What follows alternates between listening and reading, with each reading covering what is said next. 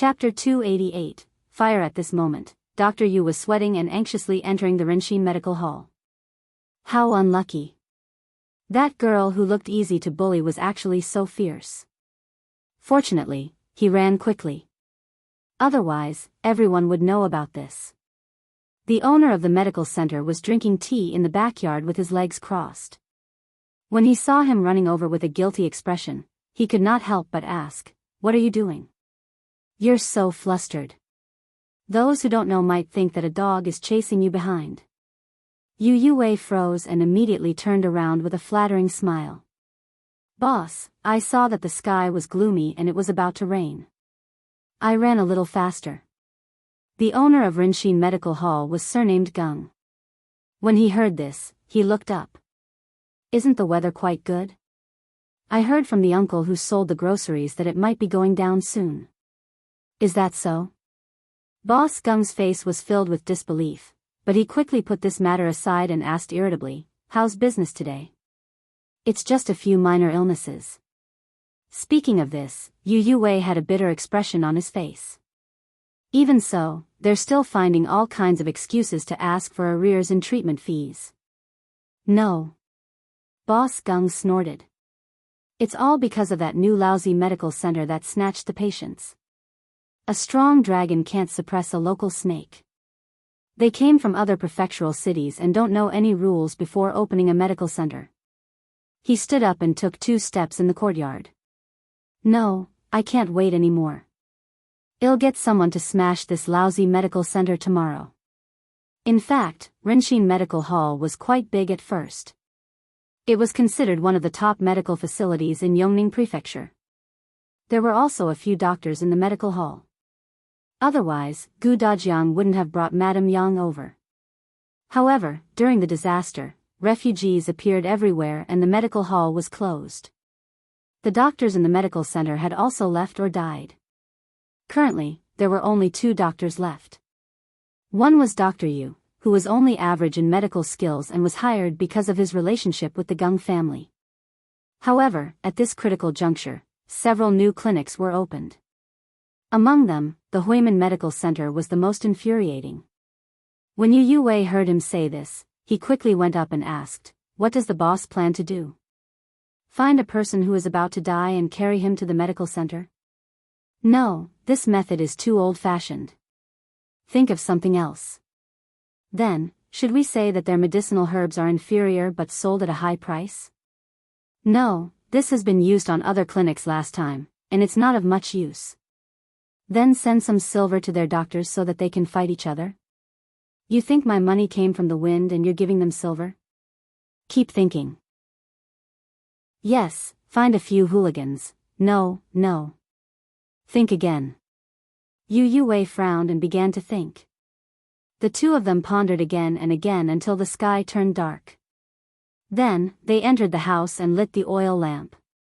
The 2 of them pondered for another hour before they were finally satisfied. "All right, go and rest. Well, leave early tomorrow morning." "All right, don't worry, boss. I will definitely make sure that Huimin Medical Center can't continue operating in our Yongning Prefecture. I will let it know that it can't offend just anyone." Boss Gung was very satisfied with his hot-blooded speech. Yu Yue smiled and was about to leave. However, just as he turned around, his nose twitched slightly, as if he had smelled something.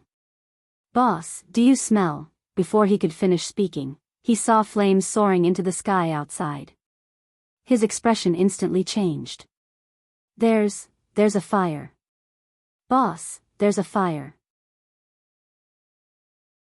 Chapter 289, Gu Yundong set the fire. Boss Gung also stood up and rushed out of the room. Yu Yue couldn't care less. He ran towards the courtyard door at the back anxiously. When he reached the back door, he realized that it could not be opened at all. He quickly turned around to look for an axe. He did not expect it to be snatched away by Boss Gung, who had also run over. He was stunned. "Boss, you what? Why are you running?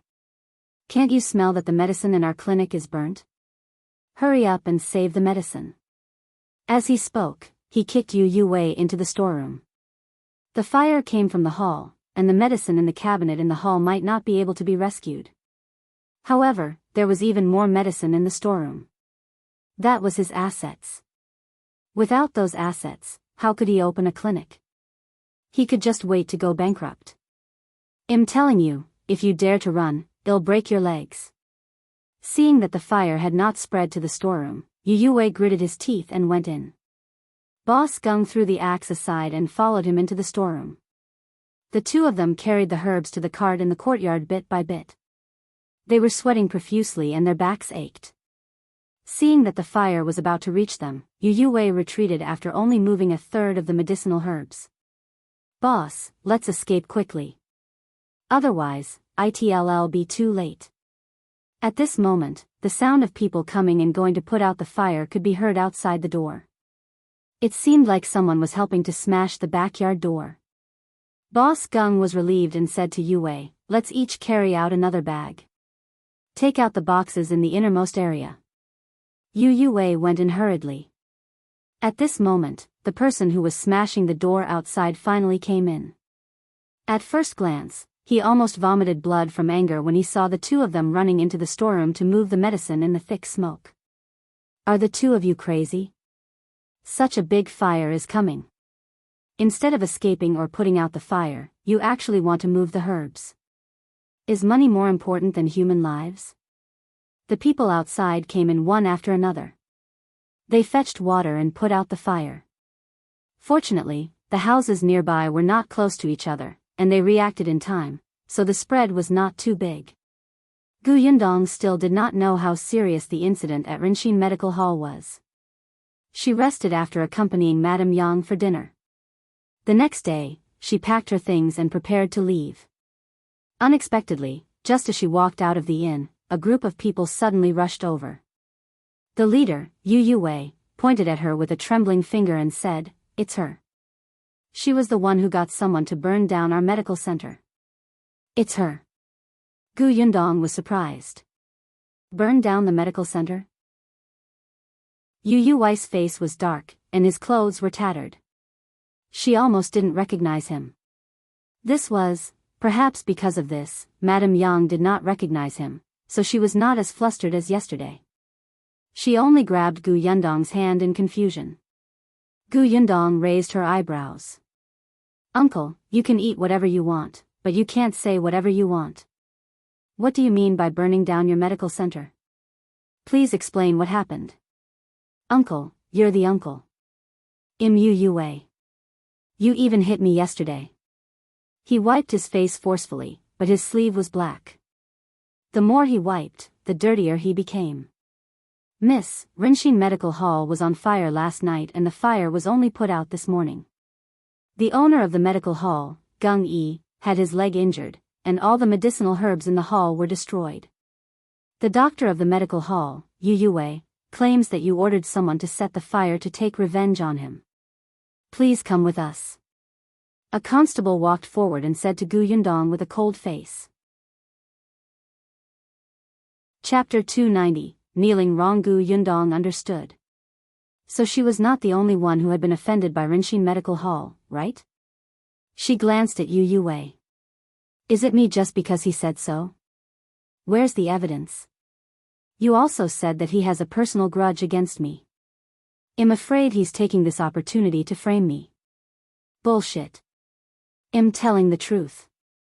The constable said expressionlessly, whether it's true or not, the prefecture magistrate will find out. There's no need for the two of you to argue here. If there's anything, you can talk it out at the government office. Yundong had seen quite a few constables, but this was the first time she had seen someone so impartial. It seemed like there was no need to set off today. She would just make a trip to the government office. She held Madame Yang's hand and comforted her softly. Only then did the constable look back at her. As soon as they left, the crowd who had joined in the fun also followed behind, wanting to see what was going on. Yundong realized that she was really fated with the government office. Whenever she went to a prefectural city, she would have to deal with the government office there. Although she had never seen the prefecture magistrate of Xuanhe Prefecture, he took care of her on account of Nyakang. She had never seen the prefecture magistrate of Qingyuan prefecture either, but it could be seen that he was a very smart person to set up an ambush to capture a small thief. Now that she was finally going to meet the prefecture magistrate, she suddenly felt a little excited. However, this excitement disappeared when she was about to kneel. Damn it, it was better not to see him. In order not to let Madame Yang suffer, Yundong simply let her stand outside and listen to the trial. Coincidentally, the auntie who had given them water yesterday was also there, so Yundong asked her to help take care of her mother. Then, she walked in and knelt on the ground unwillingly. The iron-faced constable wanted to remind her that the way she knelt was wrong, but he saw the prefecture magistrate come out. The prefecture magistrate raised his eyebrows and didn't say anything, so the constable shut his mouth. As soon as Yu Wei saw him, he shouted, "Sir, you have to uphold justice for me." Shut up. How can you make a ruckus in court? Yu Wei's voice stopped abruptly. He looked with a trembling expression at the private advisor who spoke. Yundong pursed her lips and wanted to laugh. She looked at the prefecture magistrate and saw him sitting lazily on a chair. No wonder he didn't care that her kneeling posture was wrong. It turned out that he didn't sit properly either. The prefecture magistrate didn't say anything either. He just glanced at the private advisor beside him. The private advisor coughed lightly. "All right, you. Tell me the cause and effect of the matter." "Yes, my lord." Yu Wei wiped his tears and began to speak. "I'm a doctor from Renshin Medical Hall.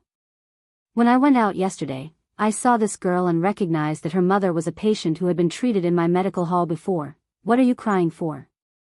"I can't even hear you."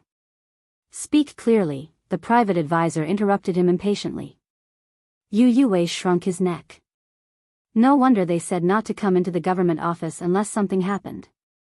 It was too scary. He could only take a deep breath. Although he was still pitiful, he did not dare to sob anymore. "I was kind enough to ask about her mother's condition. I didn't expect her to turn around and slander me. She said that I was a quack, and that not only did I not cure her mother's illness, but I also almost killed her mother. Heaven and earth, I've been a doctor in Yongning Prefecture for 20 years. Everyone has seen it. How could I harm her mother?" Slow down. Can't you see that I'm recording?" The private advisor interrupted him again impatiently. Yu Wei wanted to cry. The people in the government office were too difficult to serve. He paused for a moment and could only say slowly, "I just rebutted. Who knew that she would hit me? I couldn't bully her. The mother and daughter might as well go back first. I didn't expect the medical center to catch fire at night. She must have gotten someone to do it." Chapter 291. Pressing closer, the private advisor finished recording the statement and turned to ask Yundong, "What do you say?" Yundong shrugged and said, "I've never left the house." "Even if you've never left the house, you can ask someone else to do it." Yu Wei glared at her angrily. "Who?" "The beggars in the city. The waiter of Fulongin saw you go out after you returned with his own eyes and look for the beggars outside. He also saw you give them silver. If you didn't order them to set fire, what else could it be?" Yu Wei snorted. The assistant took a note and said, "Bring the waiter of Fulong into the hall." The waiter came over quickly and replied as if he was Yu Wei, "I was far away at that time and didn't see if she was giving money, but when those beggars passed by me, I saw them happily biting the silver." Yu Wei looked at Yundong. "What else do you have to say?" "Oh, where are the beggars?" the private advisor also asked. He turned to look at the cold-faced constable. The latter shook his head, indicating that he had not found the beggars. Yu Wei said angrily, "They must have been silenced by you." "Where's the evidence?" Yundong asked again. The prefecture magistrate, who was slumped lazily in his seat, finally looked at her. "Huh." The young lady was so young. Not only was she calm, but she was also pressing on step by step. He could not help but be interested. Yu Wei, who was in the hall, was speechless. Yundong, on the other hand, spoke with a smile. Since you have no evidence, shouldn't it be my turn to say a few words? Yu Yue was about to object when the private advisor nodded. Speak. I have to explain Dr. Yes' words. Firstly, about Yu Yue being a quack, I didn't say this. It was determined by the former Imperial Hospital's imperial physician, Song Dejiang. I was lucky enough to meet Dr. Song. He saw that I was seeking treatment for my mother out of filial piety and took action to treat my mother. In the end, he told me a very bad result. Because Yu Yue randomly treated my mother, the blood clot in my mother's brain spread and her life was in danger. It was Dr. Song who saved my mother. I was grateful to him and naturally hated Yu Yue. Everyone was in an uproar when they heard that. The imperial physician said that? It couldn't be wrong. Even the prefecture magistrate looked up and nodded slightly. Imperial physician Song is indeed brilliant. These words were more effective than anything else. Yu Yue immediately panicked. I didn't. Secondly, Yundong interrupted him. You said that I hit you and your clinic caught fire. Later on, you said that I asked someone to set it on fire. But you have no witnesses and no physical evidence. How do I know that you didn't take the opportunity to frame me because you hated me for hitting you? In your eyes, I'm probably just a person with no background in my teens who can be bullied at will. Do you think that as long as I enter the government office, I'll be so afraid that I won't be able to speak and you can throw me into jail as you please? You can also vent your anger. How dare you? What do you think the government office is? The private advisor was talking to Yu Yue. Yu Yue was scared out of his wits. Damn it, who was the one who was so scared that he couldn't speak? Gu Yundong smiled. Thirdly. There's a third. However, the onlookers were excited. Listen, listen, listen. I like to listen to this girl. That's right. She's much clearer and more reasonable than that quack. Gu Yundong was satisfied. Very good. Everyone had already decided that he was a quack. Chapter 292, What you say makes more sense. Thirdly, Gu Yundong said faintly, the waiter at Fulongin said that I was in contact with the beggars, but he didn't see what I said to them. How can he conclude that I bribed them to do something bad? Gu Yundong had indeed bribed them, but she did not want them to set a fire. This would easily implicate others. She had no grudges with anyone else, so there was no reason for her to harm them. Therefore, she only asked those beggars to drag Yu Yue out and break one of his hands. She wanted to see how he could treat people and kill them without a hand. Moreover, she asked them to attack today. After all, she had already left when she thought of her. Who knew that there was someone who hated Yu Yue more than her? They even burned down the entire medical center. Everyone knows that my mother is sick.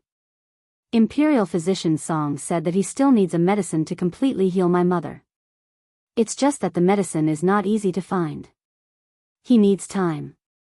My heart aches for my mother, so I naturally pray for that medicine to be found as soon as possible every day. Therefore, when I saw that there were beggars in the city, I suddenly thought that if I did more good deeds, I could accumulate some good karma for my mother and let her recover as soon as possible. It's just my filial piety. I didn't expect him to say that I set fire to kill people. The onlookers sighed when they heard that. That's right. This girl is so filial. It's not easy. That's right. If she wants to treat her mother, why would she set a fire to reduce her fortune? This quack is always thinking about how to harm people. He doesn't even let a little girl off. Isn't that so? Just because she hit him a few times in anger, tell me, how much strength can a young lady use to hit him? He actually wants to send her to jail. He's not human, he's a beast. Yu Yue was furious. This brat was very strong. She had kicked him to the ground easily. He looked at the other people in the court. The advisor was putting down his pen and rubbing his sore wrist. Yu Yue felt that this guy was being biased. Why didn't he stop this brat from saying so much? If the private advisor had known, he would have scolded him. How could his messy and unpleasant words compare to the organized and exciting speech? Gu Yundong was very calm. She did not even glance at Yue Wei. She said to the private advisor, "I'm done." The private advisor nodded. "Yes, what you said makes a lot more sense than him." Yue Wei was shocked. "Sir, she's just quibbling. No noise in court." After saying that, the private advisor presented his record to the prefecture magistrate. The prefecture magistrate didn't say anything after reading it. He just nodded to show that he understood. The private advisor returned to his seat and said, "Since both sides are only making claims and there's no evidence, we can't confirm the case. We'll investigate this matter after we find the beggars at the entrance of the inn." Gu Yundong frowned. She still had to go to the Gu village. At this moment, there was a commotion at the door.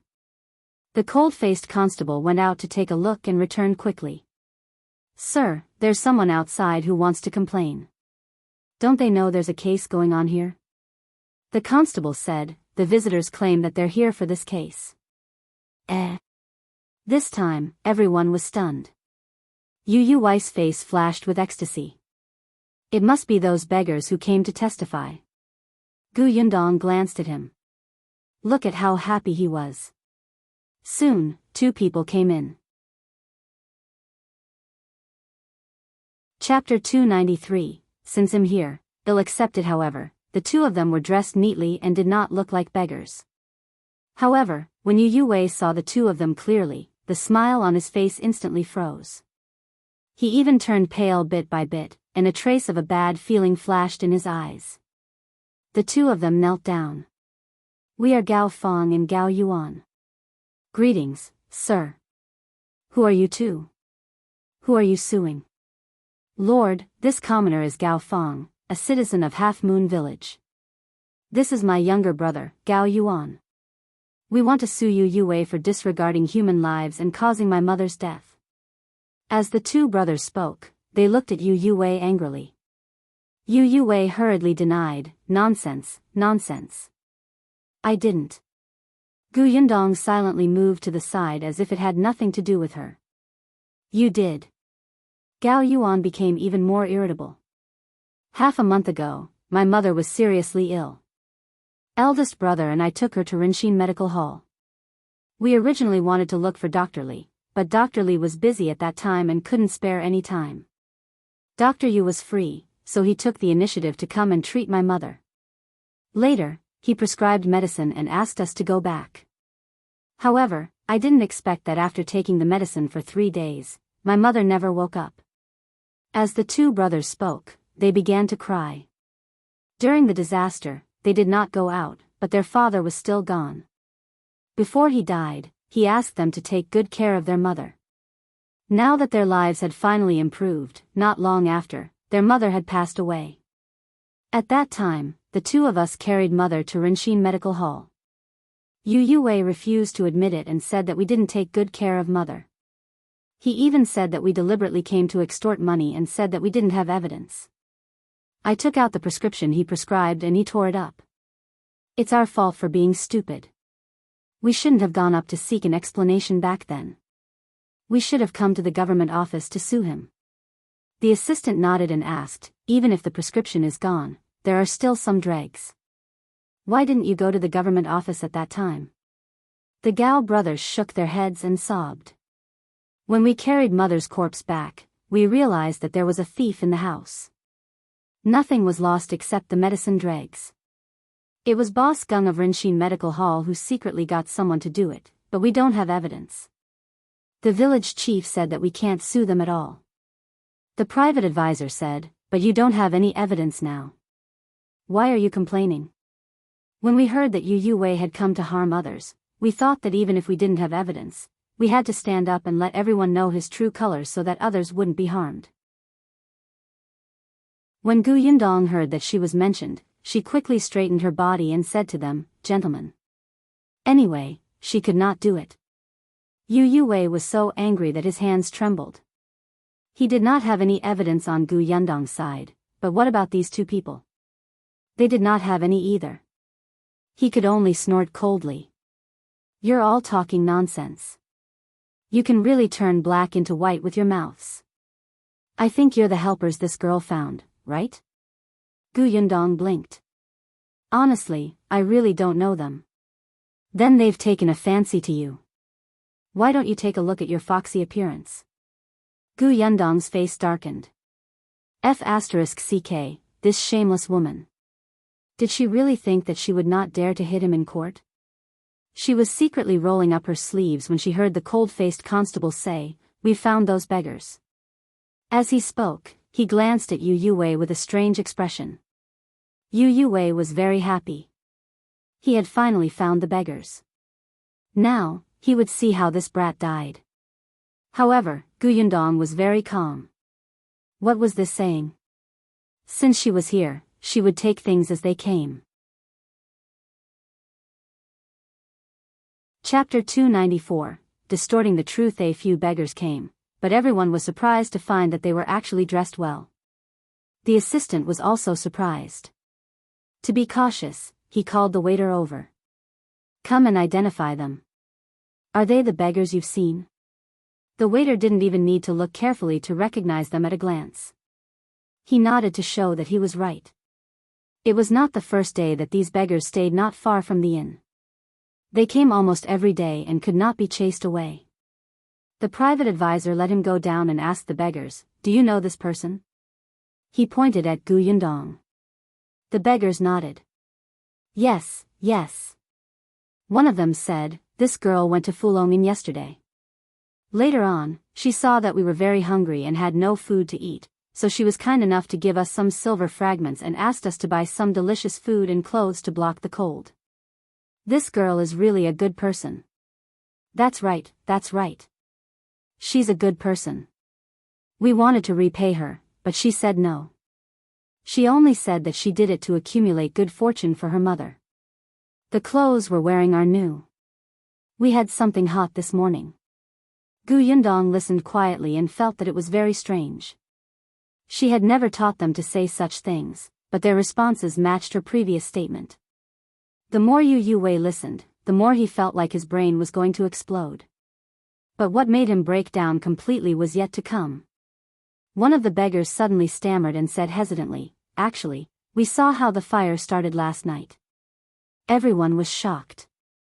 Even Yu Yue looked at that person in surprise. The others nodded. We heard someone say that he wanted to burn the Rinshin Medical Hall down. Who said that? A crowd outside asked anxiously. It's Dr. Yu. The few beggars pointed at Yu Yue in unison. Yu Yue was stunned. He looked at the people in front of him in shock. The prefecture magistrate finally straightened up slightly. Tell me everything from the beginning. Yes, sir. Yesterday, we saw Dr. Yu talking to a man wearing a big hat that covered half of his face. He said that since Rinshin Medical Hall was already in decline, it was better to burn it down. He could use this fire to do something. He even gave that person a key to the medical hall. We didn't take it seriously at that time and left. In the end, Rinshin Medical Hall really caught fire. At that time, we were the ones who got others to quickly put out the fire. Actually, they were the ones who wanted to help Yundong break Yu Yue's hand. They had gone to check beforehand, but they did not expect to encounter a fire. Someone outside the court said, "Yes, I can testify that a few beggars shouted and started a fire. I live next door, and they even helped put out the fire." These young men worked hard. After the fire was extinguished, they said that they were hungry before leaving. Yu Yue jumped up as if he had been struck by lightning. You're lying. You're lying. What are you doing? The cold-faced constable stepped forward and kicked his leg, causing him to kneel down. Then, he cupped his fists and said, "Sir, the medical center did start burning from the inside." At this moment, Boss Gung, who had already been bandaged and carried over to listen to the case, pointed at Yu Yue with a furious expression. It's actually you. I was wondering why you were so flustered when you ran back yesterday. You ran out as soon as the fire burned. Our Gung family has treated you well, but you actually did such a thing. Yu Yue hurriedly shook his head. I didn't. However, the prefecture magistrate suddenly slapped the wooden stick. Don't quibble. Now that there are witnesses and evidence, you were the one who set the fire in Rinshin Medical Hall. Men, take him to jail. As for the matter of him causing Mother Gao's death, it has yet to be confirmed. If it's true, well, sentence him accordingly. Everyone, dismissed. With that, he left.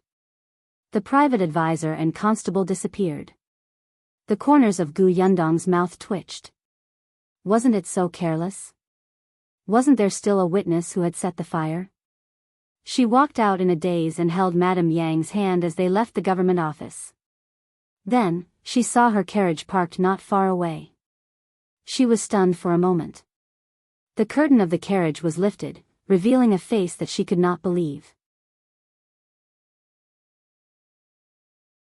Chapter 295, Shao Qingyuan is here. Before Gu Yundong could react, Madame Yang took a few steps forward in surprise. Qingyuan, why are you here? Shao Qingyuan got out of the carriage. He looked a little haggard and travel-worn. His dark circles were very thick. Gu Yundong almost thought that she had seen wrongly. She blinked hard. After a long time, she asked, "When did you come?"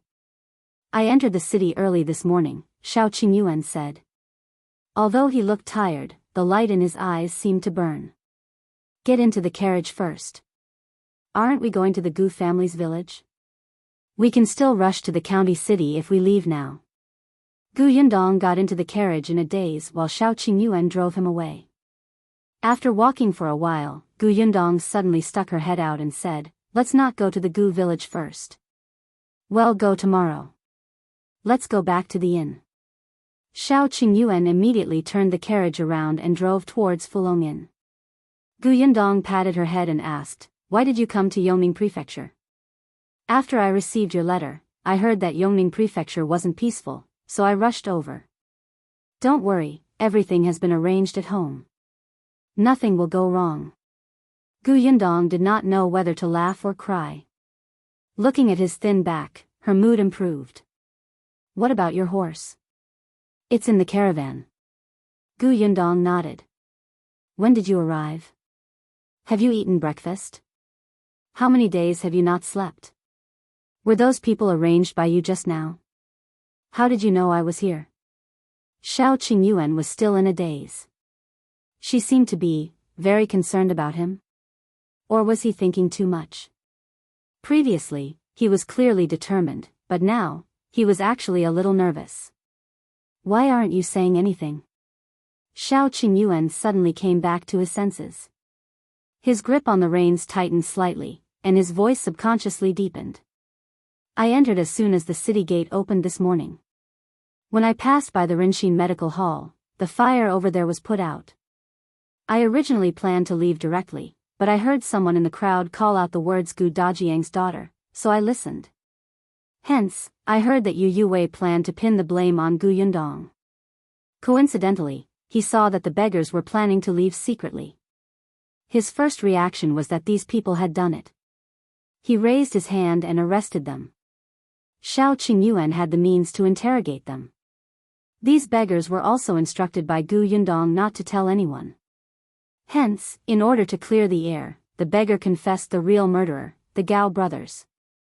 Yes, they had indeed seen the Gale brothers set the place on fire. They had seen it when they went to check on the situation. Although they had participated in extinguishing the fire, they did not intend to stand up and identify the Gale brothers. Firstly, they had never thought of meddling in other people's business. Moreover, that Rinshin Medical Hall was not a good thing to begin with. If it was burned, so be it. In any case, it did not burn to anyone else's house. Secondly, what if others asked why they went to Rinshin Medical Hall if they identified them? Wouldn't that expose their original purpose? Shao Qingyuan got the two of them to look for the Gale brothers. The Gale brothers had never thought of letting others take the blame, let alone a little girl. It was a pity that they did not burn Yu and Gung to death. It was Shao Qingyuan who had asked them to go to the court, but they only said that their mother had been killed by Yu Yuwei. Later on, he was the one who asked the beggars to testify that the fire was set by Yu Yuwei. Of course, this was very related to the prefecture magistrate. When Shao Qingyuan left Yongfu village, he specially went to Qingyuan to ask about the officers who had taken office here. The prefecture magistrate was a little strange. As long as he was given a breakthrough, he wouldn't care if he had evidence. He would capture him first. As for evidence, he could take his time to find it, as long as the victim came Toju. Chapter 296, Fiance. Yundong was speechless. The prefecture magistrate was neither good nor evil. She really could not understand what he was thinking. However, she was not in Yongning Prefecture now. It was hard to say if they would have any contact in the future. He did not care about it for now. The carriage quickly arrived at Fulong Inn. As soon as they got off, they saw the waiter who had testified in the court walk out angrily with a bag. The innkeeper was also furious. "Our inn can't afford you. The guests came to stay at our inn, so you should serve and take care of them. You shouldn't keep an eye on what they did and said. In the end, you even made wild guesses and told others. Do you think anyone will stay at our inn like this?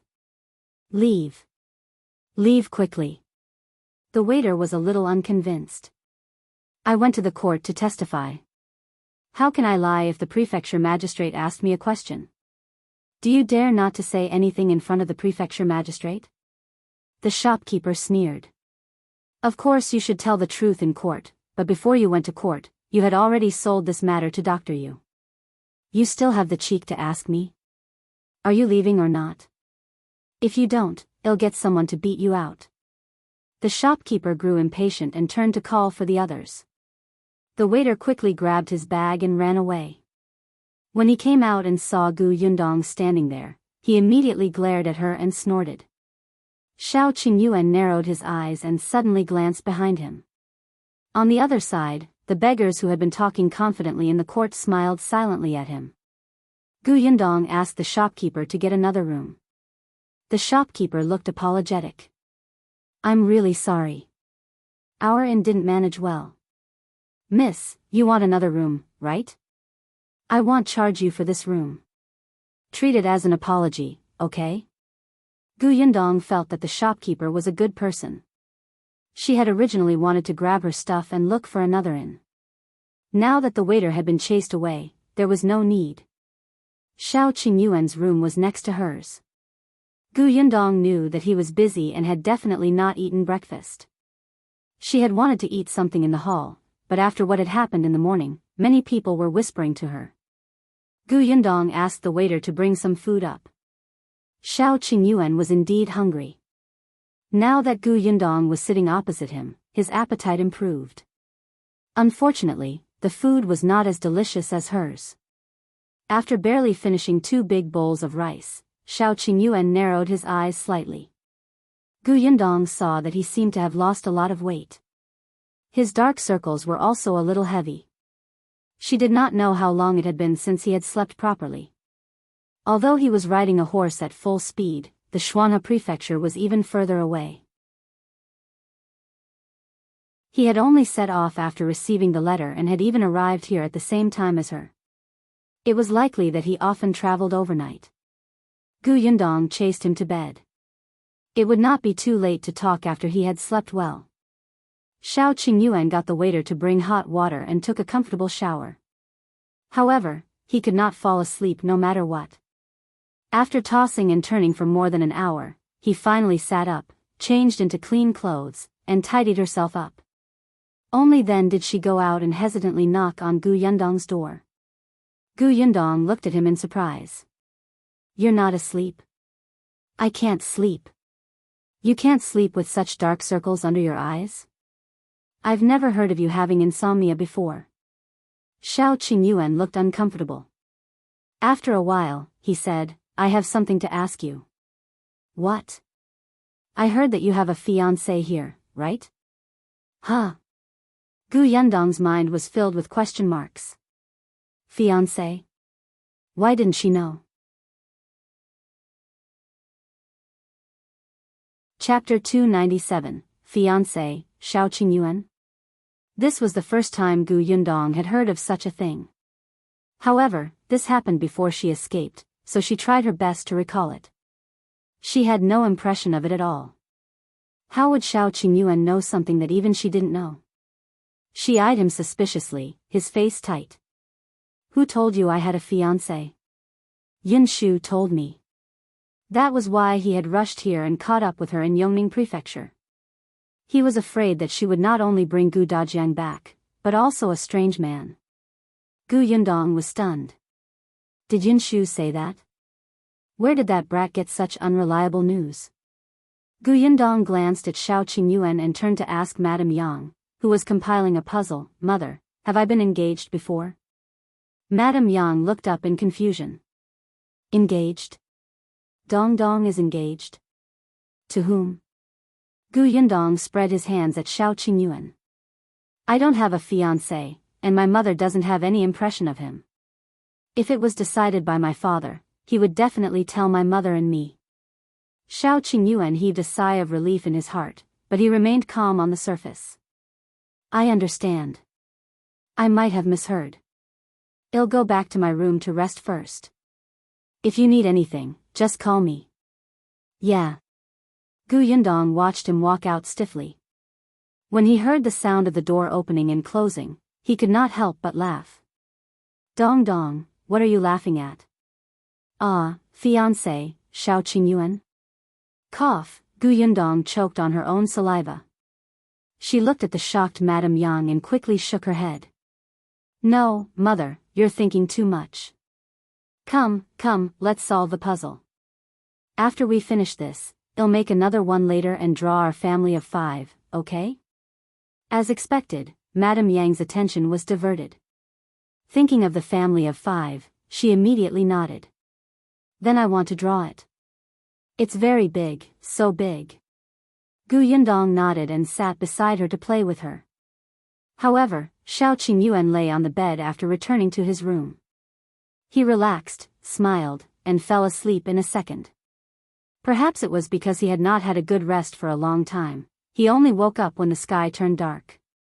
By the time he went downstairs, the inn's chefs had gone to bed. He rubbed his stomach and had no choice but to return to his room to take out the bag he carried. He found the hard pancake inside and took a difficult bite. She was taking her second bite when there was a knock on the door frame. He looked up and saw Gu Yundong leaning against the open door with his arms crossed. I'm hungry. I'll cook some supper. What do you want to eat? Shao Qingyuan immediately put down the pancake. Anything is fine. After a pause, he said, egg fried rice. That was simple. Start the fire, she said, and was gone. Shao Qingyuan tidied his bag, closed the door, and followed Gu Yundong downstairs. Shao Qingyuan was quite agile with the fire. He sat quietly beside the stove and listened to the sound of eggs being added to the pot. Neither of them spoke, but his gaze kept glancing at Gu Yundong. For some reason, Shao Qingyuan felt that something was different when he saw her again. Although it was supper, Gu Yundong only took a small bowl. The rest went into Shao Qingyuan's stomach. He naturally knew that she had deliberately cooked it for him. After staying at the inn for the night, the three of them packed their things early the next morning and left Yongning Prefecture for Jianyu County.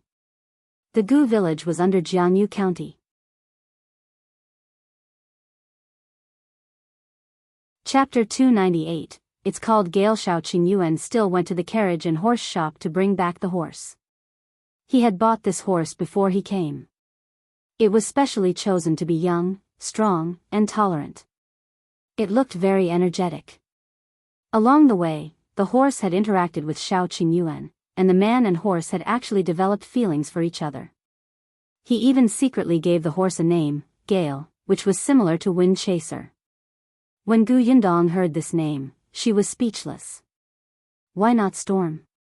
After a night of rest in the carriage shop, the wind became energetic again. Gu Yundong wanted to give it a try. She let Shao Qingyuan drive the carriage and got on the back of Gale. He ran for a long time before stopping. The three of them only arrived at Jianyu County when the sky was about to turn dark. Jianyu County was very quiet now, especially at this time. There were almost no people on the streets. That was true. In that disaster, Jiangyu County had suffered heavy damage and its population had decreased drastically. Although many people had returned, their vitality had decreased greatly and they could not recover for the time being. Yundong and the others found an inconspicuous inn to stay in. It was rare for a guest to come to this place. The waiter, who was originally lifeless, immediately perked up when he saw them and hurriedly invited them in.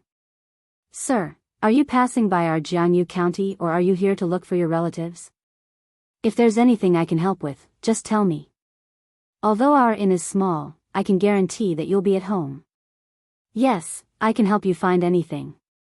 Yundong inquired about the situation in Jiangyu County. "This county isn't very lively, and there aren't many people on the streets. I saw that most of the shops were closed early. I wanted to buy some food just now, but I didn't see many shops." Sigh. The waiter couldn't help but sigh. As he led their carriage inside, he said, "There's nothing we can do. When the disaster came, many people left.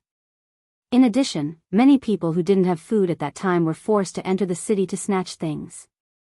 The owners of the shops in the county were terrified. Look, it's been a long time.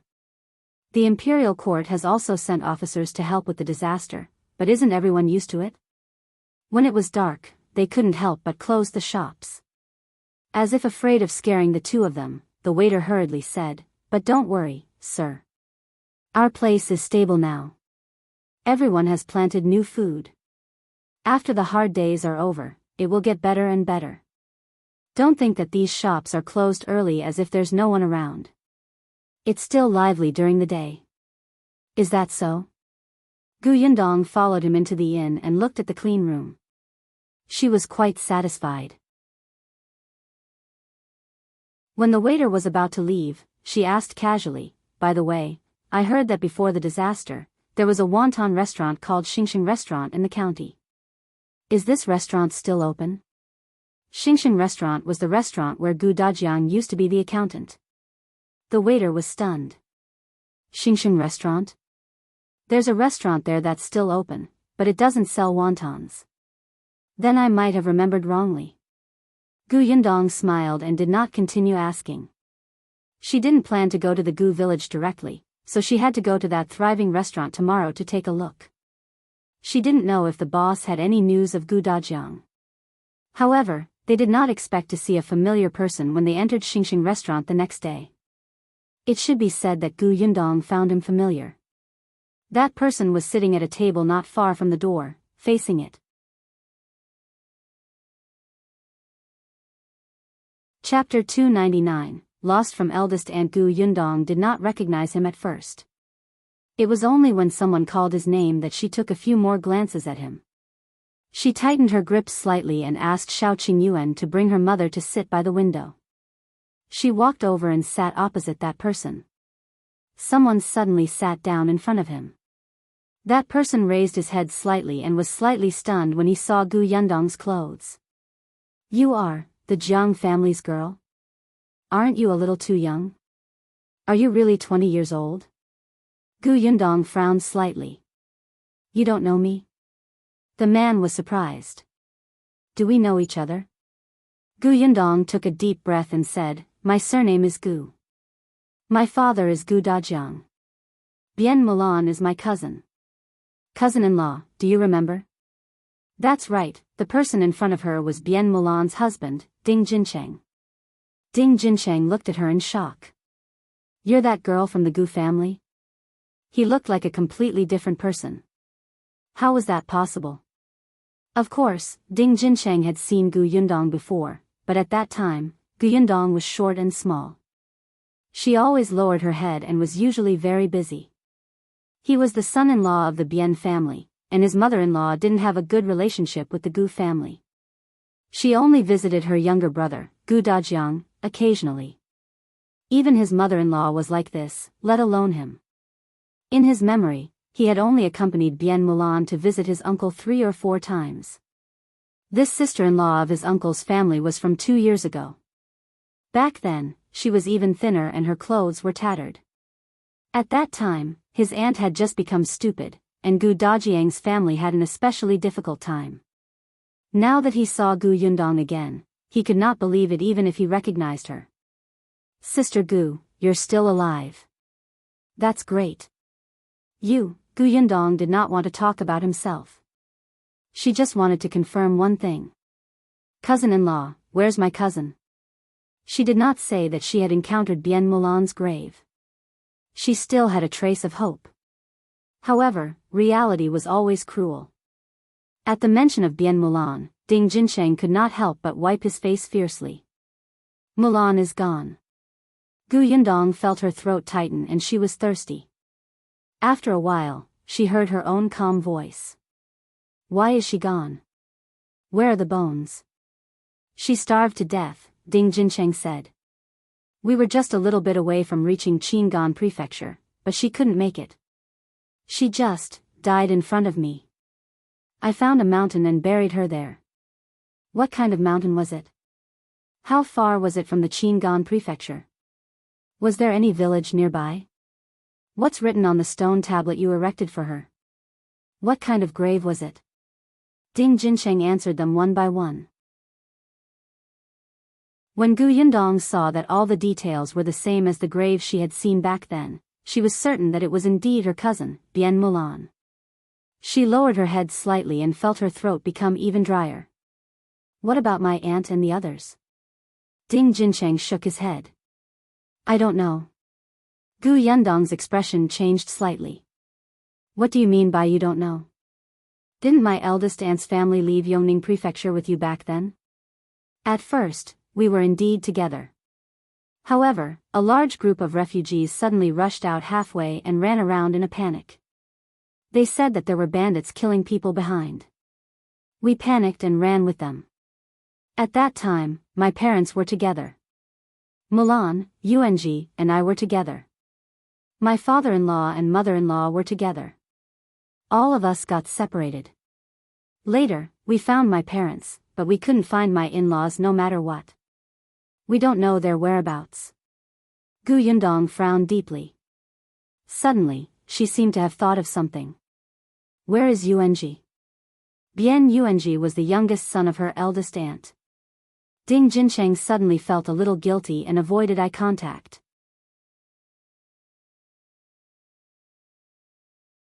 Chapter 300, Blind Date. Gu Yundong had a bad feeling.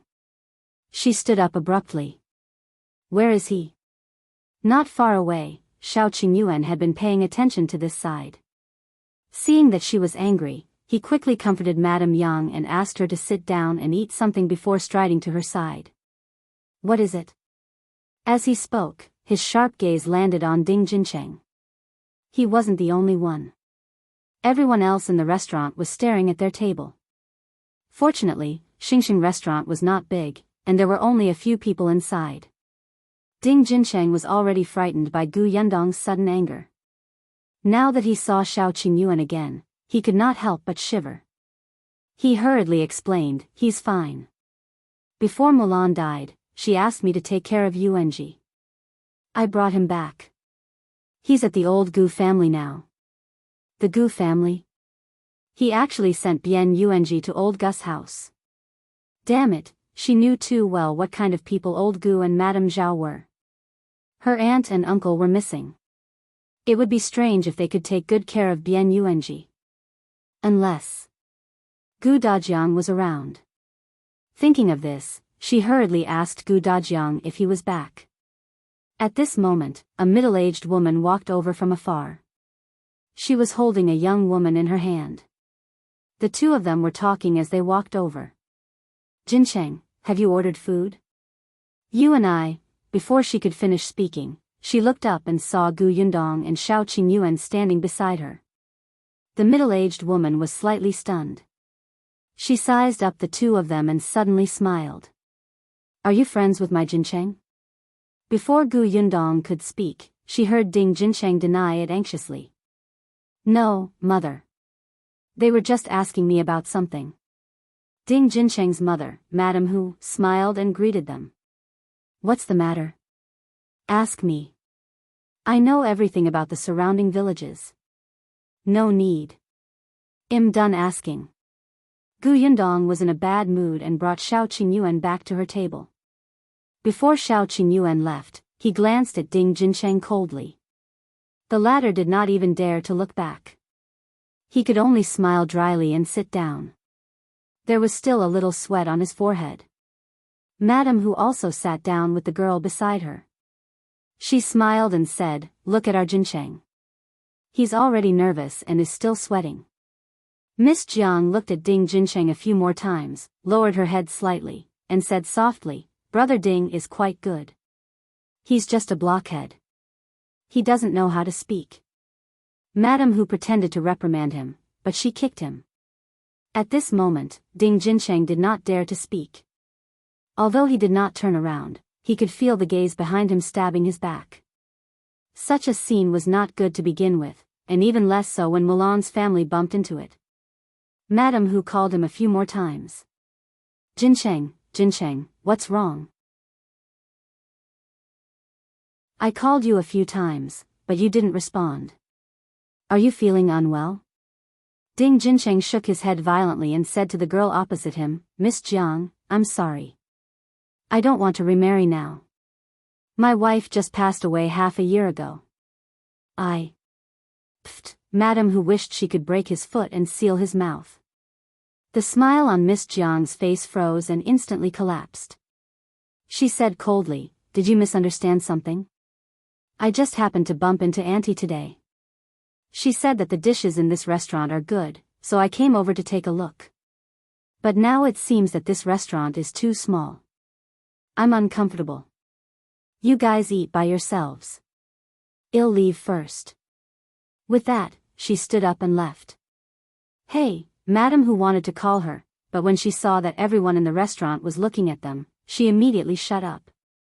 Then, she suddenly turned her head and glared at Ding Jincheng.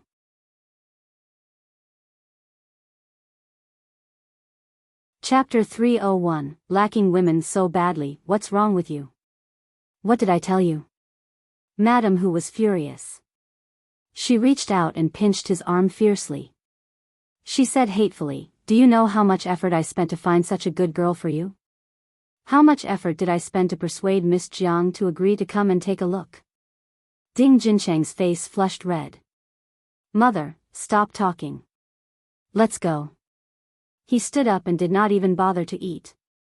He wanted to pull Madame Hu away. Madame Hu flung his hand away. "Why shouldn't I say anything? You refuse to admit that you're a blockhead.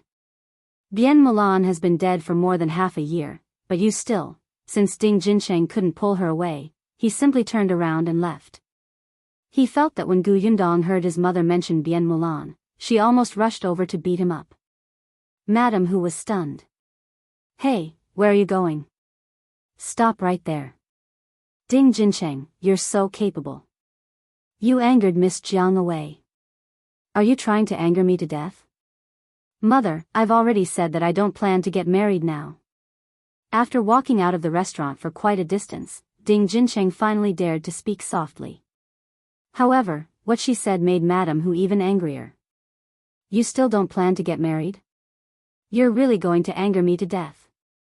You're already 21 years old, but you don't even have a child now. Do you want our Ding family to have no descendants? How great is Miss Jiang? She's 2 years younger than you and is from the county city. She only has one father at home. In the future, when you get married, everything in her family will be yours. Let me tell you, Ding Jincheng. You've missed Miss Jiang. You'll be a bachelor for the rest of your life. Think about it. How many people from Yongning Prefecture are dead this time, especially girls? There aren't many who came back safely, and even if there are, they've long been chosen by others. Although Miss Jiang has also been married and widowed, she's still young and beautiful. Didn't you see what kind of women old Madame Chao introduced to you 2 days ago? They were 25 or 26 years old and even had children. It simply angered me to death. It wasn't easy for me to persuade Miss Jiang to meet you. When she saw you, she said that you're quite good. What exactly do you want?" Ding Jincheng walked very quickly. He really did not want to hear her continue to nag. Madame Hu stepped forward and slapped him hard on the back. Did you hear that? You want to anger me to death, you want to anger me to death. Stop right there. If you continue forward, believe it or not, I'll bang my head against the wall and die here. Ding Jincheng suddenly stopped in his tracks and walked back helplessly. Mother, don't be like this. I already said, I don't care. You have to promise me today that you'll come with me to find Miss Jiang and apologize properly. Otherwise, I'll kill myself in front of you. Hey, mother, Ding Jincheng sighed. Seeing that madam who refused to give in, he could only agree. All right, I'll go with you. Only then did madam who become happy. However, when the two of them arrived at the Jiang family, they were told that there was no one in the Jiang family. Madam Hu could only leave resentfully, but she was still unwilling. She turned around and glared at him. Come again tomorrow and have a good talk with Miss Jiang. Ding Jincheng didn't want to come, but seeing that her mother looked like she was going to cry on the streets, he could only nod his head haphazardly.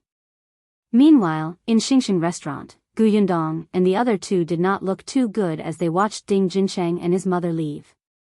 Gu Yundong gulped down half a pot of water before calming down slightly. It's only been half a year, and you're already so badly in need of a woman? My cousin hasn't even turned cold yet, and you're immediately looking for another one. And my cousin.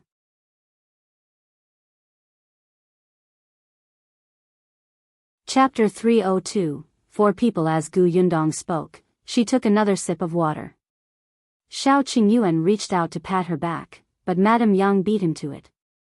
Dong Dong, don't be angry, don't be angry. Gu Yundong rubbed her temples. I'm not saying that he can't find another one. Ding Jincheng is only in his early 20s. But he doesn't have to be in such a hurry, right? It was a waste for my cousin to marry him. There was anger in her heart for Bien Mulan, who had lost her life because of her beauty, and also for her eldest aunt, whose whereabouts were still unknown. And Yuanji, he actually sent him to the Gu family. Gu Yundong originally did not want to go to the Gu family. She only wanted to find out Gu Dajiang's whereabouts. If he was not in the Gu village, she would secretly get someone to teach the Gu family a lesson. She did not even need to meet them. But things were different. She couldn't let Bien Yuanji stay in the Gu family. Her eldest aunt and uncle-in-law were dead, and her cousin had passed away. Bien Yuanji might be the last member of the Bien family. Among Gu Dajiang's many siblings, Gu Yundong only acknowledged his eldest aunt and youngest uncle as family, so it was impossible for her to ignore her eldest aunt's son. Shao Qingyuan supported her no matter what she did.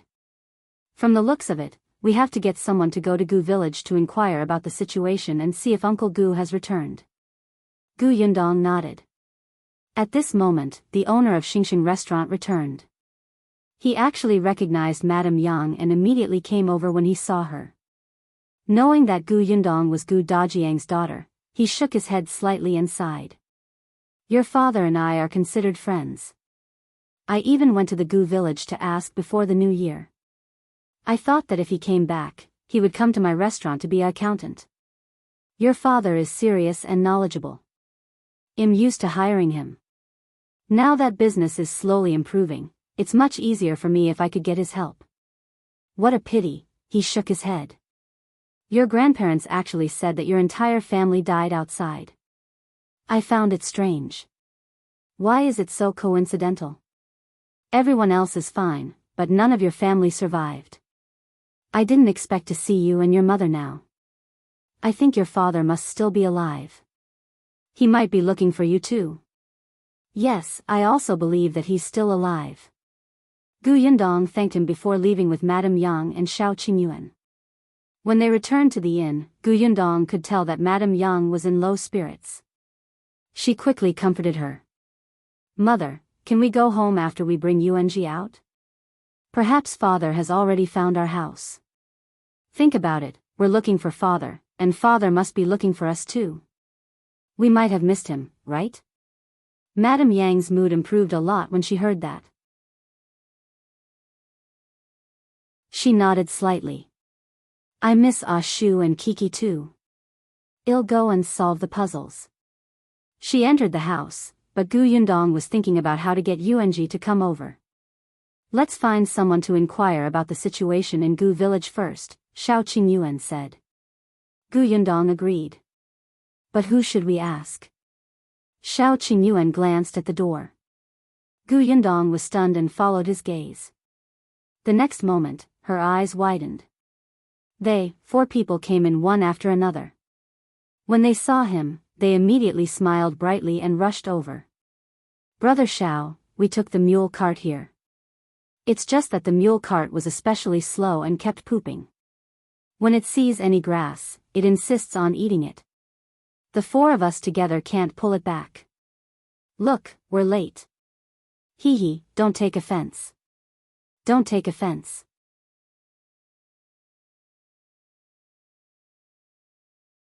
Chapter 303, Entering Gu Village. Shao Qingyuan glanced at them. Yes, they were all wearing new clothes, and their hair was glossy. It was just that the smile on their faces was really too flattering. It's not too late. As he spoke, he turned to look at Gu Yundong. What do you think about letting them inquire? Gu Yundong was still a little surprised. Why, are they here? These four people were the beggars who had previously helped them lie in the prefectural city. I don't think I know anyone here. We need someone to help us look for Uncle Gu. These people are quite reliable, so I might as well let them come together. It was only after Gu Yundong left Yongfu village that Shao Qingyuan suddenly realized that he needed to nurture reliable people. Otherwise, the next time she went somewhere else, he might still not be able to follow her. Although he had met these four people in the prefectural city of Yongning Prefecture, they were not bad. Back then, they had promised Gu Yundong to find trouble with Yu Yue. Later, they had been caught by him, but no matter how hard he tried to interrogate them, they never gave Gu Yundong away. They even knew how to divert attention and simply told the authorities about the Gao brothers. The four of them were not very old, about 12 or 13 years old. They were all very thin. One of them was the tallest. He looked like their boss, called Ah Mao. Yes, the four of them were called Ah Mao, Ah Shu, Ah Go, and Ah Zhu. When Gu Yundong heard the names for the first time, she felt thunderstruck. Did they gather all the animals in the house? Maybe they should look for other animals if they had brothers. Ah Mao smiled and patted his chest at Gu Yundong. Don't worry, Mississippi.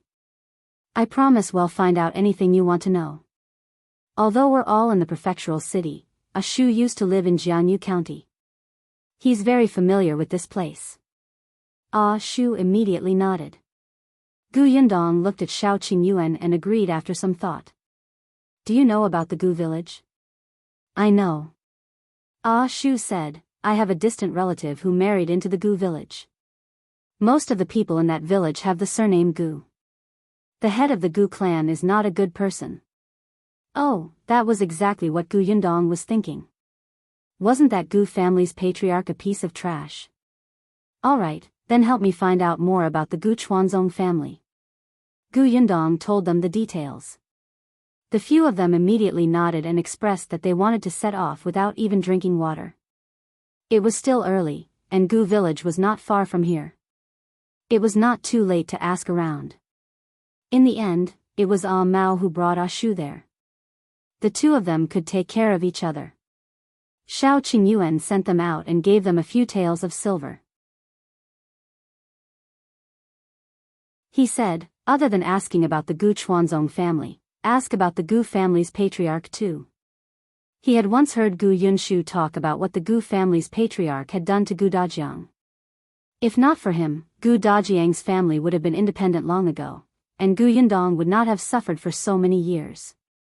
Ah Mao agreed and left with the money with a smile. The two of them were dressed cleanly and neatly. They drove the mule cart away. Fortunately, they were already familiar with driving. Otherwise, it would have wasted too much time. When the mule cart arrived at Gu village, someone saw it immediately. Ah Shu asked him about the location of his distant relative. This relative was the daughter of his aunt's family and could be considered his cousin. She was not very close to him and was even a little cold. Back then, when something happened to Ah Shu's family, he went to look for her aunt and asked her to lend some money. At that time, it was this cousin who came out and arrogantly said that her family did not have money, humiliating him fiercely. Ah Shu felt that although he had yet to make a name for himself, he could still use his clothes to intimidate others. Unexpectedly, as soon as the mule cart entered the village, it almost bumped into someone.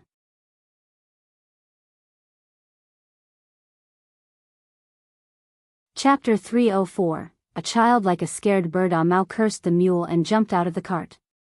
The person who fell to the ground was a child. He didn't look very old and was carrying a bundle of firewood on his back. It was a little heavy. At this moment, he fell to the ground with the firewood. Actually, the mule cart did not hit him, but he was frightened. Coupled with the firewood, he fell to the ground and could not get up for a long time. Cat Ttt frowned and lifted him up. "Are you okay?" The child shook his head. Seeing that he was frowning unhappily, he quickly hid his hand that had been scratched by the stone. "It's okay. I wasn't paying attention. I'm sorry. Don't hit me. I'll be very careful when I walk next time, really." Ah Mao was dumbfounded. Was he that scary? All right. I'm not going to hit you. Be careful when you walk." Of course, he had also seen the kid's hidden hand.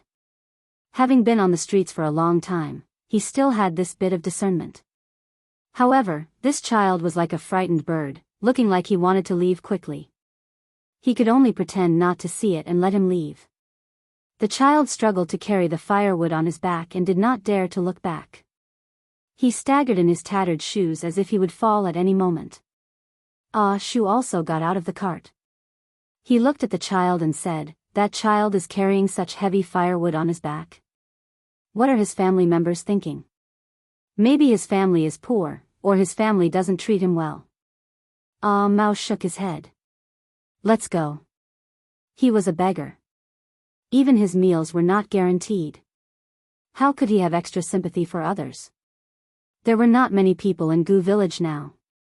Ah Shu asked about his cousin's husband along the way. When she saw Ah Shu, the cousin was stunned. However, she was quickly attracted by his clothes and the mule cart. Seeing that Ah Shu looked rich, she immediately smiled and invited him in. "I haven't seen you in a long time. Where have you been? Are you rich now?" Ah Shu raised his chin slightly. "I went to the prefectural city and didn't achieve anything. I just came back and planned to find a place to settle down. You know that my village doesn't get along with me. I heard that Gu village is not bad, so I came over to ask." "That's right. There are no good people in your village. When your family was in trouble back then, they all hit you when you were down. It's better if you don't go. Our Gu village is not bad. If you want to settle down here, I am here too. I can take care of you. You're young. When you need to get married later, my cousin can help you find a good girl." How could this good-for-nothing afford a mule cart, wear good clothes, walk with the wind, and speak with confidence? Back then, Shu was not like this at all. Ah Shu nodded. "Then do we have to look for the chief of Gu village? Where is his house? Will he agree to let me settle down?" "Yes, why not? He'll be very happy." Because of this disaster, Gu village had lost many people, and there were only few in the neighboring village. Now, the two villages had become one. Actually, there were many outsiders in Gu village, and now, the Gu family took up at most half of the village. Ah Shu let his cousin lead the way. He and Ah Mao went straight to the chief's house. After Ah Shu went in, Mao said impatiently, "I'm going out for a walk. It's stuffy here." "All right, go ahead."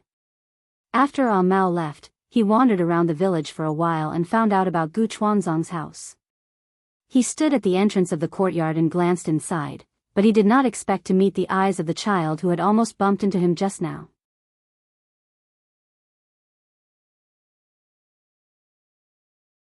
Chapter 305. Old Gus Sigh. The child was stunned when he saw him. Terror flashed across his face as he hurriedly ran out. I really didn't mean to bump your carriage. I'm sorry. Don't be angry. Mao was stunned for a moment. He quickly pulled him behind a haystack and asked him with a frown, "Are you from Gu Chuanzong's family?" The child's face turned pale. "Don't tell my grandpa. I can apologize. Wait, I'm not here to settle scores with you. Don't be nervous, don't be afraid." A bad feeling flashed across Mao's heart. "You call Gu Chuanzong grandpa. You're his grandson. What's your name?" The kid took a step back and shook his head, refusing to say. Mao wanted to ask something, but a sharp voice suddenly came from the courtyard. Bien tu, where did you go? Didn't I ask you to wash your clothes? Where are you? Bien tu. Bien, the guess in Mao's heart was 70 to 80% confirmed, but the child took the opportunity when he was not paying attention to run away. Second aunt, I'll go wash the clothes right away. Right away? Why are you so useless? You're eating and drinking for free in our house. You don't even know how to do some work. I told you to wash them 2 hours ago. You're lazy, right? You're not allowed to eat tonight, do you hear me? The child lowered his head slightly and rubbed his small hands together. However, the woman sneered and pulled his arm fiercely. What are you doing? You deliberately showed it to me. Do you want to say that your hand is injured? The child looked up and shook his head quickly. Then why are you crying? Smile for me. The child hurriedly opened his mouth and squeezed out a smile. His small hands were behind his back, and he even chuckled twice to show that he was smiling. The woman was disgusted. Your smile is so ugly. Hurry up and get to work. You still have to feed the pigs after washing the clothes, little bastard. After saying that, she pinched him hard again. The child staggered and wanted to cry, but when he thought of the woman's words, he did not dare to. He turned around and obediently went to carry the basket of clothes. The basket was not big, but there were many clothes inside, including women's clothes. The child wanted to put it on the ground and pull it, but he was afraid that it would break the basket, so he could only take out half of the clothes and wash the rest later. Mao clenched his fists tightly. He wanted to rush to the Gu family and beat that damn woman to death. What about Gu Chuanzong? Wasn't that child his grandson? Didn't he know that his grandson was being bullied? Of course, Gu Chuanzong knew. He was in the room at this moment. As he helped Madame Zhao pick up the beans, he sighed. Madame Zhao snorted. Why? Do you feel sorry for her? If you do, tell your second daughter-in-law not to scold her. Sigh. Dr. Gu sighed again. Forget it. It's his bad luck. He has no parents.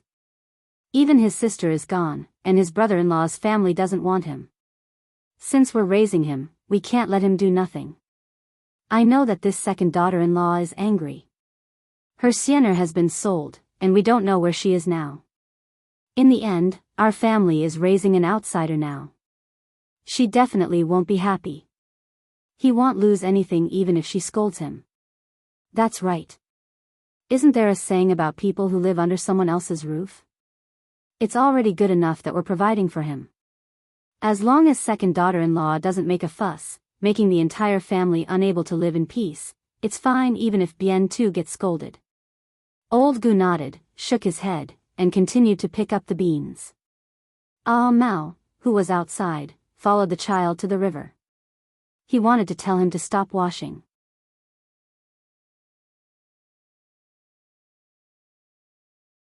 Chapter 306. Waiting for your sister. However, the child was terrified the moment he saw him. He trembled and almost fell into the river. Mao could only stop and say to him, Don't worry, your sister will take you away soon. With that, he turned around and left. He had to quickly help Miss Gu find out what had happened and return to Jiangyu County. Miss Gu and brother Shao were both capable people. They would definitely be able to take this child away. Bien Yuanji was startled. When he heard the word sister, he thought of Bien Mulan. He remembered that she was still worried about him before she died and told him to live well and reunite with his parents. However, when would he be able to find his parents? He was too tired and had to do many things every day. Second aunt hit him and his cousins also pinched him. He did not have dinner tonight. Oh, that's not right. He didn't seem to have eaten lunch either. He was so hungry now. Bien Yuanji blinked his eyes, cupped his hands and drank 2 mouthfuls of river water. After feeling that his stomach was no longer empty and uncomfortable, he squatted down and started to wash his clothes. On the other side, Mao had already quickly walked downstream. There were also a few women washing clothes there. He purposely pointed at Bien Yuanji and asked a few questions. These people loved to gossip. There were some things that Cat learned clearly without even asking. When he had heard enough, he hurried over to check on Bien Yuanji. He happened to see the child holding his stomach and looking at the river with a conflicted expression. After a while, the child squatted down and took 2 sips. When he felt a little better, he smiled. Mao recalled that when he was a beggar, he also had nothing to eat and could only drink some water to fill his stomach. That feeling was too uncomfortable. However, at least he did not have to work. If he was too hungry, he would lie in the dilapidated temple to conserve his strength. Seeing that the child had drunk 2 more mouthfuls of river water, he quickly reached out to search his body. He finally found half a steamed bun. He had bought it on the way here. He was used to being a beggar, so he couldn't bear to throw it away even if he had not finished it. He quickly handed the steamed bun to Bien Yuanji, who was stunned for a second and almost fell into the water again. Mao quickly supported him and pulled him to sit on a rock at the side. Eat here. After stuffing the steamed bun into Bien Yuanji's hands, Mao went to wash his clothes. Bien Yuanji was startled. He wanted to stop him, but when he saw the steamed bun in his hand, he couldn't help but gulp. He looked at Cat again, then at the steamed bun. After a few times, he finally lowered his head and took a bite. After he finished eating, Mao finished washing most of the clothes. He rubbed the dirty parts and soaked the lingeries in the water. Anyway, it was impossible to tell if he had washed them or not. Let's go, I'll send you back. Don't worry, I'll just walk to the door. I won't go in. Mao smiled at him. His smile was very funny, and Bien Yuanji lowered his guard. After sending him to the Gu family's door, Mao left. When he returned to the village chief's house, he happened to see Shu walking out with a gloomy expression. He scolded the village chief loudly, "Damn it, I only want to settle down and you charge me so much money. Why don't you rob me? It's not like I only have a place like your Gu village to choose from. Do you really think this place is in high demand? Some old fart is already so old, yet he's still so greedy. I won't settle down here." After saying that, he ignored the cries behind him. When he saw Mao come over, he gave him a look and the two of them left. Shu sat on the mule cart and said excitedly, "You don't know, but this Chief Gu is really a talent. Do you know what he did?"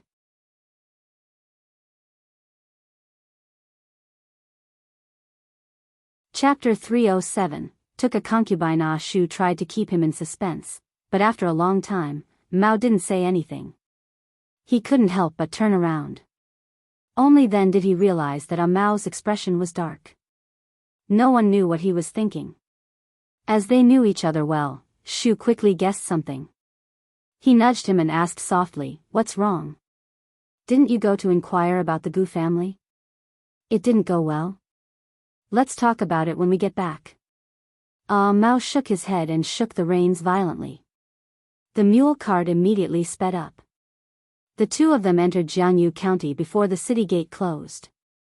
When they went to the inn where Gu Yundong was, they saw that she and Shao Qingyuan were still waiting. The few of them were talking in Shao Qingyuan's room. Madame Yang was also there, but she was sitting alone in the corner, completing a puzzle. Just now, Go watched her interestedly and asked her a few questions, making Madame Yang extremely happy.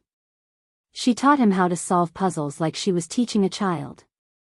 Ah Shu was the first to speak. I pretended to go to Gu village to settle down and went to Chief Gus' house. Good lord, that old man is black-hearted. He actually said that it's not easy to settle down with so many people in Gu village. He asked me for 10 taels of silver to smooth things over. Later on, he said that an acre of homestead costs 10 taels of silver, and so does the wasteland. Does he think I'm stupid? The entire Yongning prefecture is short of people now. He should be paying me money for me to settle down. He's so shameless. Speaking of this, he was still a little angry. Although he had pretended to be dissatisfied and left in the end, when he really chatted with that Gu person, his dissatisfaction had reached its peak. This shameless thing. By the way, that old man also escaped and has just returned. Although he suffered a little this time, he's in good spirits. Ah Shu calmed down and became mysterious again. He said with a hint of gossip, this old man is old but still strong. He actually brought a woman back and took that woman as his concubine. Pfft. Cough, cough. Gu Yundong choked on his tea. Shao Qingyuan quickly patted her back. Cat and the others looked at their actions and lowered their heads in tacit understanding. Gu Yundong wiped his mouth and asked in disbelief, Concubine? Gu Gang is 50 years old, right? He was already 50 years old. Many people who were 32 or 33 years old could already be grandfathers now. He could be a great-grandfather at 50 years old. He's exactly 50 this year. Ah Shu said, that woman is only 19 years old. I heard that she lost her parents on the way to escape. She almost died alone by the roadside. At that time, it was Gu Gang's 16-year-old eldest grandson who took a fancy to her and brought her along. In the end, Gu Gang intercepted her. However, he promised to find a better one for his eldest grandson, so his grandson didn't make a fuss. On the other hand, his wife is cursing at home every day. Gu Yundong was full of admiration for Gu Gang. She knew that this person was a selfish person who would seek revenge for the smallest grievance.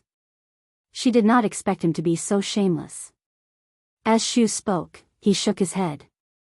But I don't think that concubine likes Gu Gang at all. There's even a hint of disgust in her eyes. But she's also a scheming person. When I was in the Gu family, she caused trouble for Gu Gang twice. The Gu family couldn't tell. If not for the fact that he was knowledgeable and had met many two-faced fellows on the streets, coupled with the fact that he was an outsider, he would not have been able to tell. Gu Yundong knew that a 19-year-old young lady would not be interested in a 50-year-old man. What did she want from him? He had no money, no face, and no good temper. He was just a useless old thing. She looked at Ah Mao. What about the Gu family?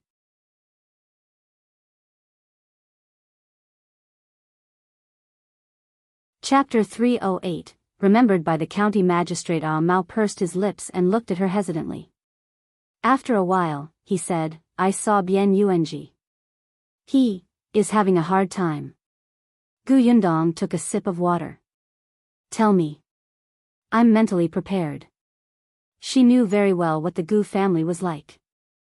Ah Mao told her everything about Bian Yuanji whom he had met when he entered the village and what the two of them had said. He told her about the kid's fear and his jobs in the Gu family. Gu Yundong was not the only one who was livid.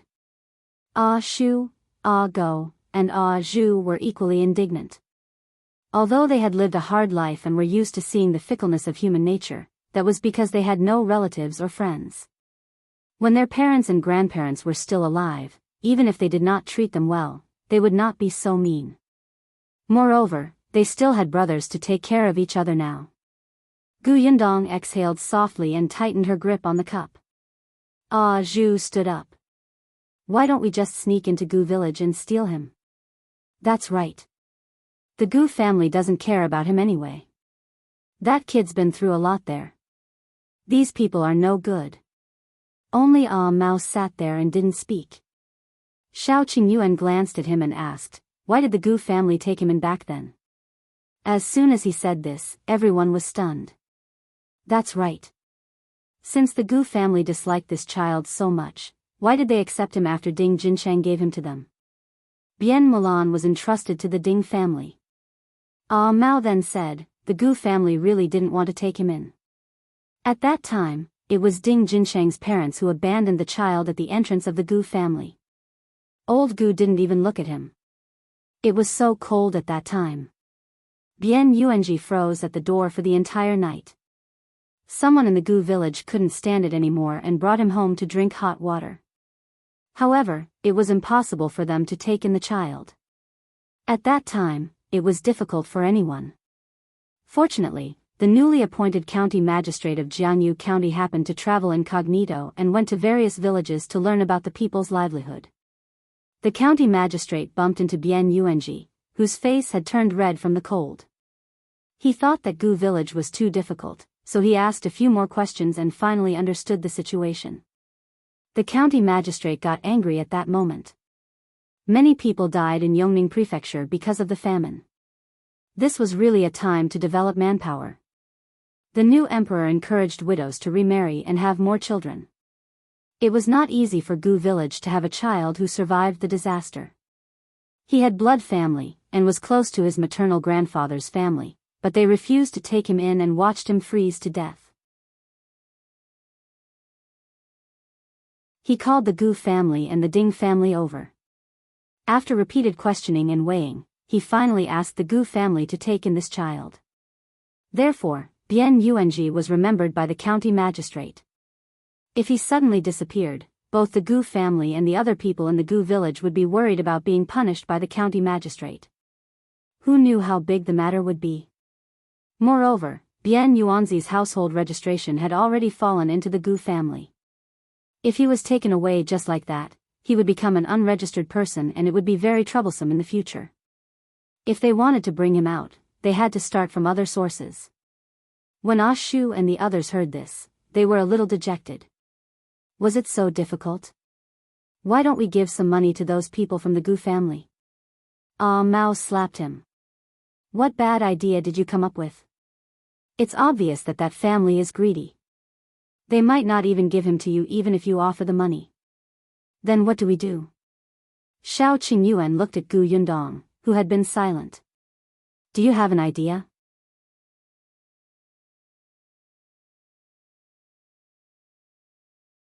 Chapter 309, Just get him back righteously. Gu Yundong was indeed thinking. We can't steal him. We can't use money. Then we might as well get him back fair and square. Mao and the other three's eyes lit up. How? Get someone to ask the Gu family for him. Who? Gu Yundong smiled. Ding Jincheng. The few of them looked at each other, and their eyes suddenly lit up. Yes, the Ding family didn't want the child back then. What if the Ding family took the child back? The Gu family was afraid that the county magistrate would punish them, but the child would be raised by the Ding family. When the county magistrate remembered and asked them, they would be able to explain. It's just that Ding Jincheng might not agree, right? Shao Qingyuan clenched his fists. Just beat him up. Mao and the other three shuddered in unison. When they thought of how Shao Qingyuan had interrogated them back then, they immediately felt that this was nothing. Ding Jincheng would definitely agree. It's late today. Well, look for him at the Ding residence tomorrow. Gu Yundong stood up. All right, rest. The four of them left the room one after another and returned to their rooms. Gu Yundong saw that Madame Yang had finished piecing together the puzzle and was just sitting there alone, thinking about something. She immediately walked over and asked softly, Mother, what's wrong? Yuanji. I'm a little familiar with this name. However, she couldn't remember him even after thinking for a long time. Gu Yundong smiled and put the things away for her before leading her away. As they walked, she asked, Mother, do you still remember eldest aunt? Phone. Older Aunt Gus' original name was Gu Dafeng, very similar to Gu Dajiang and Gu Da's names. It could be seen how randomly old Gu gave them names back then. Yes, Yuanji is the youngest son of eldest aunt. Madame Yang's eyes widened. I remember. Actually, she had also heard Yuan Ji's space name yesterday, but her attention had been on Gu Dajiang and she hadn't thought about it carefully. Gu Yundong brought her back to her room, but she could not fall asleep on the bed. In the middle of the night, she suddenly heard a soft knock on the door. She looked at Madame Yang and sat up.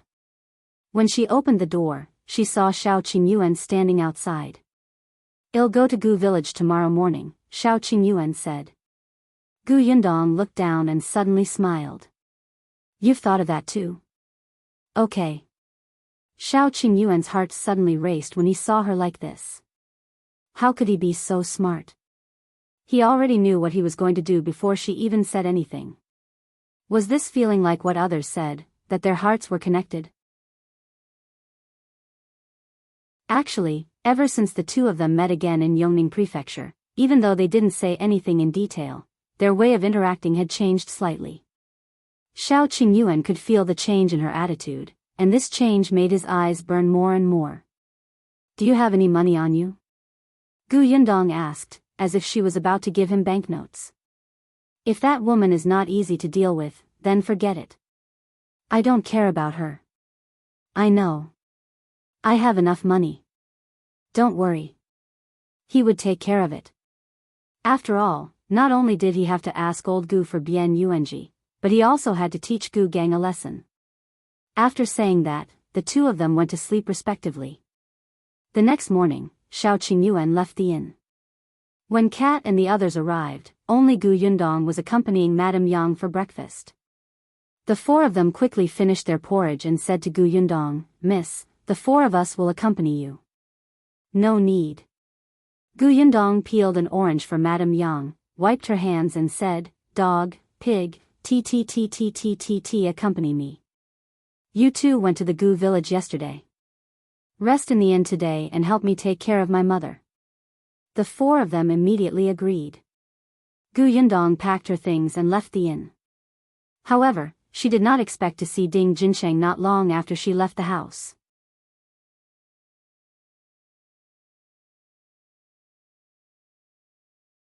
Chapter 310:1 Won't break your leg alright. There was no need to go to his village to look for him now. Gu Yundong led Ah Go and Ding Jinsheng towards Ding Jinsheng. Ding Jinsheng had listened to Madame Hu and came to apologize to Miss Jiang. For this, he had brought an extra 100 copper coins. When he passed by the pastry shop, he would buy her some sweets. Madame Hu originally wanted to follow them, but unfortunately, she had a stomachache when she woke up in the morning and didn't even leave the house. However, at this moment, Ding Jinsheng was a little hesitant. Miss Jiang was indeed not bad. She was good-looking and from the county city. Although her family was not very rich, she was still much better than the woman Aunt Chao had set him up with. However, he still missed Bien Mulan. After all, they had been husband and wife for 4 years, and Mulan was an understanding, gentle, and virtuous person. Although she had never given birth to a child for him, she was really good to him. When he saw Miss Jiang, he couldn't help but compare the two of them. After comparing them, he felt that this Miss Jiang was from the county after all. She gave off a superior feeling, making him feel uncomfortable. Therefore, although Ding Jinsheng had arrived at the county city, he had been loitering on the street not far from the Jiang family's entrance for a long time. When Gu Yundong stood in front of him, he suddenly came back to his senses. He didn't know if it was because of guilt or something else, but he turned around and left. However, he had only taken 2 steps when he was forced back by Ah Go. Ding Jinsheng took a few steps back and stood in front of Gu Yundong.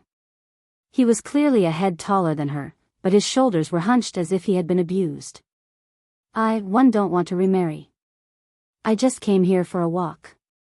His explanation was a little revealing. Gu Yundong frowned. Who cares if you remarry or not? If anyone had to care, it would be her uncle and aunt. She looked at Ding Jinsheng and said impatiently, "I have something to discuss with you." "What?" Ding Jinsheng was stunned. Gu Yundong said, "Go to old Gus' house and bring Yuanji out." "Bring Bien Yuanji out?" Ding Jinsheng said awkwardly, "I'm afraid that won't do. He's the Gu family's grandson to begin with, so he should be raised by the Gu family. I'm not related to him now, so it won't be right for me to ask for him. Gu Yundong sneered. The Gu family is raising him. Don't tell me you don't know what kind of life he's living in the Gu family. Ding Jinsheng lowered his head. But that's also the Gu family's fault. Gu Yundong gave him a hard kick. Are you going or not? If not, it'll break your legs. Was he a man? Why did her cousin marry such a person in the first place? Ah, Zhu snorted at the side. Hey, why are you so stupid? She's only asking you to bring him out and move his household register out. She didn't ask you to raise him. Ding Jinsheng suddenly realized that she would definitely raise Bian Yuanji herself. Judging from Gu Yundong's current state, she probably did not want to return to the Gu family or have anything to do with them. Moreover, that man was dressed so elegantly that day. With such a rich man, it would definitely not be difficult for her to raise Bian Yuanji. Except, what if the Gu family found out that he had lied to them and came back to settle scores with him? Gu Yundong said, Ding Jinsheng, you promised my cousin to take good care of Yuanji. Not only did you fail, you even pushed him into the fire pit. Aren't you afraid that my cousin will come to settle scores with you in the middle of the night? Ding Jinsheng shuddered. I'll go. That's more like it. Let's go. Gu Yundong turned around and left. Ding Jinsheng hurriedly followed after her. As soon as the two of them left, a figure happened to turn around not far away. She narrowed her eyes as she watched Ding Jinsheng walk further and further away.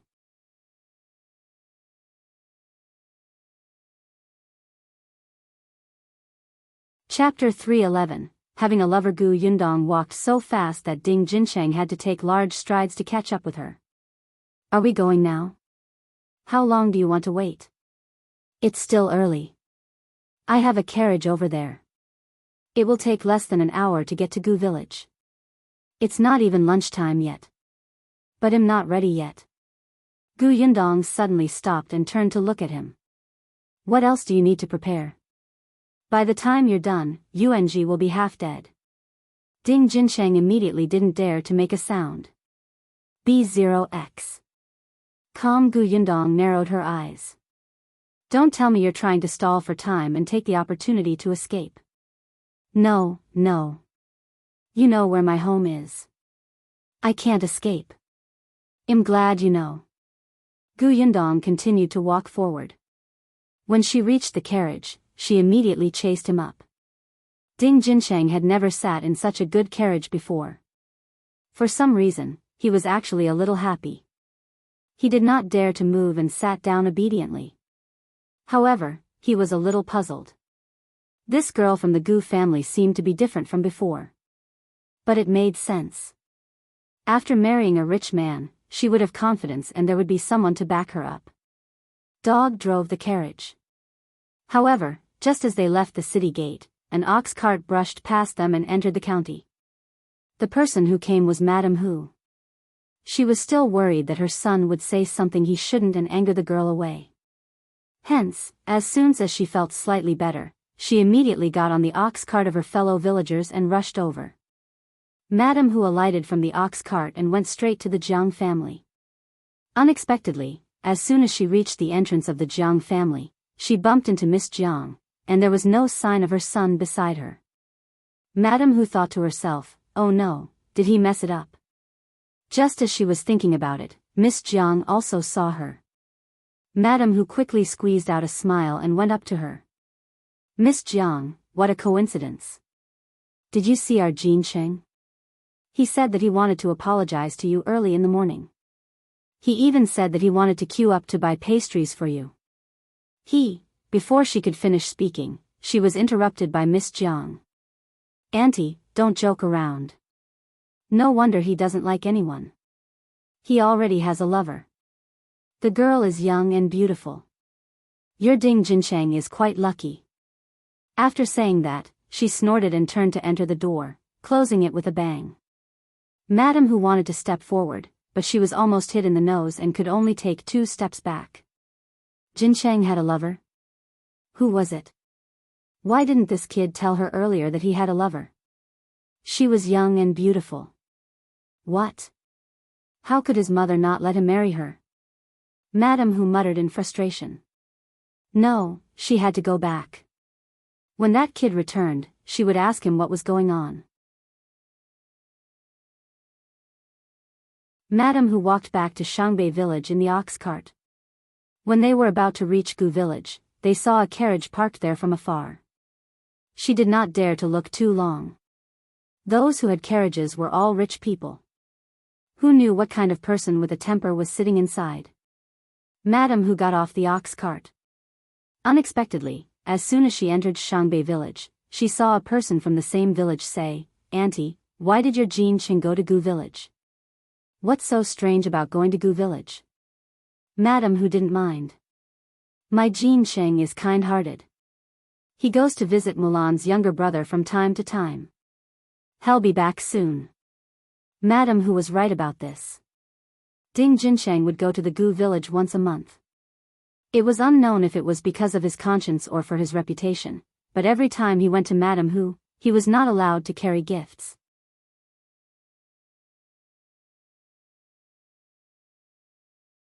Chapter 312. I'll raise him because of this. Every time Ding Jincheng visited him, Yuan Ji would not eat that night. Madame Zhao said that Ding Jincheng had brought him food, so he must have hidden it, although she never found anything. However, this made them even angrier. Sometimes, they didn't even give him breakfast the next day. Madame Hu felt that it was fine if Jin Cheng just went to see the child. This time, she didn't think much of it either, but as soon as she entered the house, what Miss Jiang had said suddenly flashed through her mind. She was young and beautiful, but Jin Cheng didn't tell his mother about her. B0X. Oh no, wasn't there one in Gu village? That was Gu Gang's new concubine. Madame Hu scolded the vixen fiercely. No wonder Jin Cheng always ran to the Gu village. Did he hook up with a married woman? Damn it, why did he fall for that woman? Madame Hu couldn't stay any longer. No, she had to quickly bring Ding Jincheng back. He couldn't be ruined by that woman. Thinking of this, she got up and left quickly. At this moment, Ding Jincheng had already arrived at the entrance of old Gus' house. Bian Yuanji was the first to see him, and his face instantly turned pale. He knew that he would not have dinner every time his ex-brother-in-law came. He had clearly told this guy several times not to come again. This guy had also agreed last time. Why did he still come? Bian Yuanji was in despair as he heard his second aunt's mocking voice. "Hey, isn't this Yuanzi's brother-in-law? What's wrong? You're here to see Yuanji again? Since you care so much about Yuanji, why don't you take him away and raise him yourself?" Ding Jincheng swallowed his saliva. He had put down the carriage a kilometer away from the Gu village and came alone. Gu Yundong and the rest were still in the carriage. Hearing Gu Da's wife's mocking voice, he immediately agreed with her. "All right, I'll take him away. Our family will raise him in the future." Madame Jia was stunned. The other Gu family members who came out were also stunned. "Are you serious?" Ding Jincheng secretly heaved a sigh of relief. "Of course it's true. Look at how badly you've tortured him. I really can't stand it anymore. I'll take him away today. From now on, he's a member of my Ding family. I promised his sister to take good care of him." Bian Yuanji was a bit surprised when he heard that, but now he became numb. Actually, there was no difference whether it was in the Gu family or the Ding family. He stood silently in the corner, as if everything had nothing to do with him. However, Ding Jincheng looked at him. "Yuanji, are you willing to come with me?" He thought that Bian Yuanji was willing to do so. After all, he often came to visit him and old Gu would beat and scold him. At least he would comfort and encourage him. He might be the only person who treated this kid well. Bian Yuanji raised his head and glanced at him indifferently. This was his brother-in-law. When his sister was still alive, he had treated him quite well. It was not until they were separated from their parents when they fled that the Ding family despised the siblings for being a burden. He had heard Madame Hu say with his own ears that his sister was a hen who couldn't lay eggs. It was fine if she couldn't carry the Ding family's children, but she even had to bring a burden. At that time, his brother-in-law did not dare to say anything. He just sat at the side with his head lowered, as if he was afraid that this scolding would affect him. Bian Yuanji felt that this was not the behavior of a husband. He defended his sister, but his sister wouldn't let him stand up for her. She said that it was just a few words of scolding, and she wouldn't lose anything. Now, this person who could not make the decision at home said that he wanted to raise him.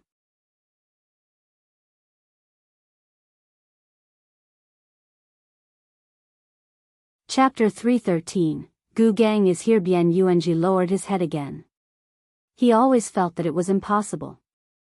Ding Jinsheng was stunned when he saw that he did not agree immediately. On the other hand, the people from the Gu family became smug. Madame Zhao snorted coldly. Ding Jinsheng, what are you thinking? Back then, it was your family who didn't want him and left him at our door. Now, you want to go back? Dream on. Who do you think you are? Do you think you can take or abandon him as you wish? Ding Jinsheng instantly panicked. He thought that things would go smoothly. After all, the Gu family did not like Yuanji. B0x. Calm, you don't even treat him as your biological grandson. Since you don't like him, why are you still raising him? Wouldn't it be a good opportunity for me to take him away? Who doesn't treat him as a biological grandson? Gu Chuanzong suddenly scolded. Don't spout sh*t everywhere and ruin our Gu family's reputation. I, Gu Chuanzong, can raise my own grandson. I don't need an outsider like you. Ding Jinsheng wanted to grab the dirt on the ground and throw it at his face. The most shameless person was this old man. That's right. Gu Dai leaned against the side and said lazily, Hey, you have to be careful with your words. Yuanji is doted on by us uncles, aunts, cousins, and is very happy. Why are you saying that we don't have any feelings? You don't have it in the first place. Ding Jinsheng was furious. This was a well-known fact, yet they were still lying through their teeth. At this moment, the people from Gu village heard the commotion and came over to watch it. When they heard that Ding Jinsheng wanted Bian Yuanji back, they were surprised that the Gu family didn't agree. The patriarch, Gu Gang, also came over, accompanied by a young and weak woman. He was the patriarch, so he naturally stood in the middle as soon as he came over. He frowned and looked at the two of them. What's going on? You're all living too well. Are you starting to look for trouble? How can that be? Patriarch, it's all because this Ding Jinsheng went crazy and suddenly came to our place to take Yuanji away. Madame Zhao reported him first. Before Gu Gang could speak, his concubine, Madame Shen, covered her mouth and laughed. Why should he take her away? She's a child of the Gu family. How can we let an outsider take her away? Madame Zhao pursed her lips. She did not like this vixen. At such a young age, she was so indecent and followed someone who could be his grandfather. She even dressed up all day and led the children of their village astray. Pfft. However, in front of the patriarch, Madame Zhao did not dare to say anything. She even had to lick her cheeks and say, Isn't that so? If others find out, what will they say about our Gu family? Shen nodded. This child is already 7 years old, right? In a few more years, he will be able to marry a wife with some betrothal gifts. Our Gu village will have more people and everyone will be happy. You people from Shangbei village, don't come and join in the fun. Go home and live your lives well. What you said makes sense. Clan leader Gu looked very happy. He felt that bringing this concubine out was a great honor. However, Madame Zhao frowned. What betrothal gifts? It's not easy for us to raise him, yet we're preparing betrothal gift for him? He has his own hands and feet. He can earn it himself. If he can't earn it, then don't get married. That's his life. Shen was a little surprised. You're not going to give him betrothal gifts? That's impossible. The county magistrate said it himself. Have you forgotten? No way. It's such an important thing. What did the county magistrate say? They really couldn't remember and panicked.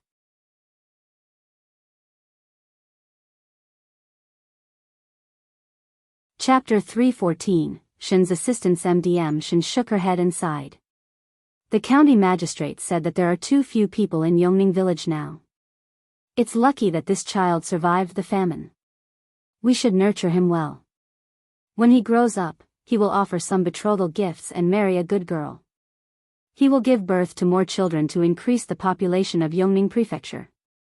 Why? Have you forgotten such an important thing? Well, the members of the Gu family looked at each other. The county magistrate did talk a lot back then, and he vaguely mentioned getting married and having children. But the county magistrate was a well-educated man. His words were full of twists and turns.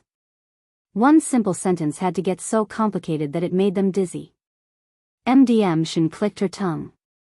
Although the county magistrate might have said it casually, he might remember it at some point. I think we should take his words to heart. I even told my husband to pay some money for the wedding. The county magistrate will praise us later. B0X. Gu Gang was a little confused. When did he say that he was going to offer money?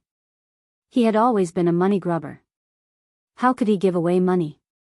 Frowning, Gu Gang looked at his concubine. MDM Shen saw that the people from the Gu family were discussing this matter softly and did not notice her. She quickly whispered to Gu Gang, "Husband, why don't you understand? We can't let that child continue to stay in the Gu family. Look at how the Gu family treats him. He doesn't have enough to eat or wear. He's dressed like a beggar and they even let him work outside every day."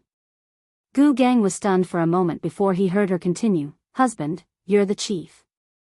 What will outsiders think of you when they see that the children in our village are living such a hard life? What will they think about the entire village? Do we still have our reputation? Do we still have our image? Look at the young man who came yesterday and was about to settle down here. Didn't he say that he met Bien Yung at the entrance of the village? If this child continues to stay in our village, it will be a disgrace to the Gu village and to you. If no one comes here to settle down in the future, where will you get the money?" Gu Gang's body trembled, and he suddenly came back to his senses. Bien Yung walked around the village in shabby clothes all day long, which made Gu Gang's eyes hurt. If outsiders saw him, they would think that his village was full of beggars. Seeing the change in his expression, MDM Shen continued, "So, we can't let Bien Yung stay in our village. If the county magistrate really remembers him and finds out that he's living such a hard life, he might blame the Gu family.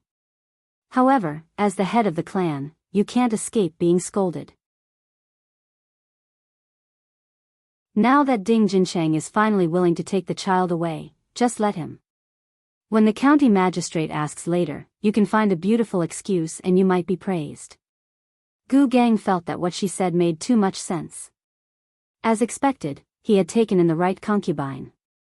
She was much smarter than that woman at home. If not for the fact that they were in public, he would have hugged her and kissed her. MDM Shen pinched him. Gu Gang cleared his throat and said, "I did say that I wanted to prepare a gift for this child. Just one tael of silver. Old Gu, you have to find a good woman for this child. Just give her more betrothal gifts. It will be embarrassing if word gets out. It shows that you value the county magistrate's words and bring good luck to our Gu village." When Madame Zhao heard that they still had to pay so much money, she immediately refused and hurriedly said, "Patriarch, actually, our family is really poor. Look at how many children there are in my second and third son's families. Yuanji can't eat well or wear warm clothes here. Since the Ding family wants it, let's give it to the Ding family."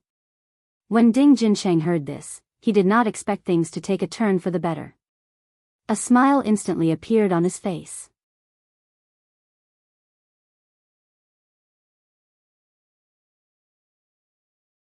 Chapter 315, taken awaiting. Jincheng secretly heaved a sigh of relief. Now, as long as he took this child away and changed his household register, he would be able to live up to Milan's entrustment. However, just as he was about to take Bien Yuanzi's hand, someone rushed out from the other side. Ding Jincheng, how dare you? Everyone suddenly turned around and saw Madame Hu running over with disheveled hair. As soon as she came over, she pulled Ding Jincheng back. After pulling him out of old Gus' house, she slapped him hard. You're crazy. You actually want to bring this little bastard back? You can't even raise yourself. Why are you being a kind person and raising him? You're really crazy, crazy, crazy. Let me tell you, if you dare to bring him back, I'll beat him to death. B0X. Calm. Ding Jincheng's expression changed drastically. Mother, what are you doing? Let go. Yung is living too hard a life here. I promised Mulan to take good care of him. Don't cause trouble. You promised what? That little bastard was assigned to the old Gu family by the county magistrate. How dare you disobey the county magistrate's order? Do you want to die? Go back and don't come to the Gu village again, or I'll break your legs. Madame Hu was about to go crazy from anger. She thought that he had taken a fancy to that little B***tch and ran over here. She didn't expect him to adopt the little bastard for that Bien Mulan who was infertile. She couldn't tell that her son was a devoted person. No wonder he didn't even like Miss Jiang. Bien Mulan, that B***tch, still wanted to seduce her son's soul even after she died. When old Goose saw the sudden change in the situation, they were a little shocked. At this moment, they finally reacted and hurriedly went to stop her. Sister-in-law Hu, wait a moment. What's wrong with you? You came and went as you pleased. Do you think we're monkeys? It was Madame Jia who spoke. She reached out and blocked Madame Hu. Madame Hu was taller and stronger than her. She reached out and pushed her aside. Screw you. Tell that to the county magistrate if you dare. If the county magistrate says that he wants us to raise that bastard, they'll take him away without hesitation. Madame Jia immediately choked. The others present were also stunned. It was one thing for the Ding family to take Bien Yung away voluntarily, but the Gu family couldn't force them. Madame Hu snorted and pulled Ding Jincheng away. The latter was so anxious that he was sweating profusely. Why did his mother come all of a sudden? Mother, I'm not leaving. I want to raise Yuanji. Mulan sent me a dream last night and asked me to take good care of Yuanji. I can't, shut up. I knew you were thinking about that little B***tch. Why did she visit you in a dream? Do you think I'm easy to deceive? Madame Hu shouted outside. Old Ding, why are you still standing there? Hurry up and pull this embarrassing thing home. Madame Hu had pulled Mr. Ding over with her. However, when they arrived at the village entrance, Madame Hu heard that Ding Jincheng wanted to bring the child home, so she ran over quickly. At this moment, Madame Hu called out to Father Ding. Father Ding was a burly and strong man. No matter how much Ding Jincheng didn't want to leave, he was pulled away. The others looked at each other. Gu Gang lowered his head and quietly asked MDM Shen, what should we do now? MDM Shen was also a little confused. She glanced at a corner without a trace and said in a low voice, let's wait and see. The most important part of taking Bien Yung away was Ding Jincheng. Now that he was gone, how could they continue? The Gu family was especially furious. When they saw Bien Yung, they glared at him fiercely. If not for the fact that the onlookers were still around, Madame Zhao would have gone forward to hit him.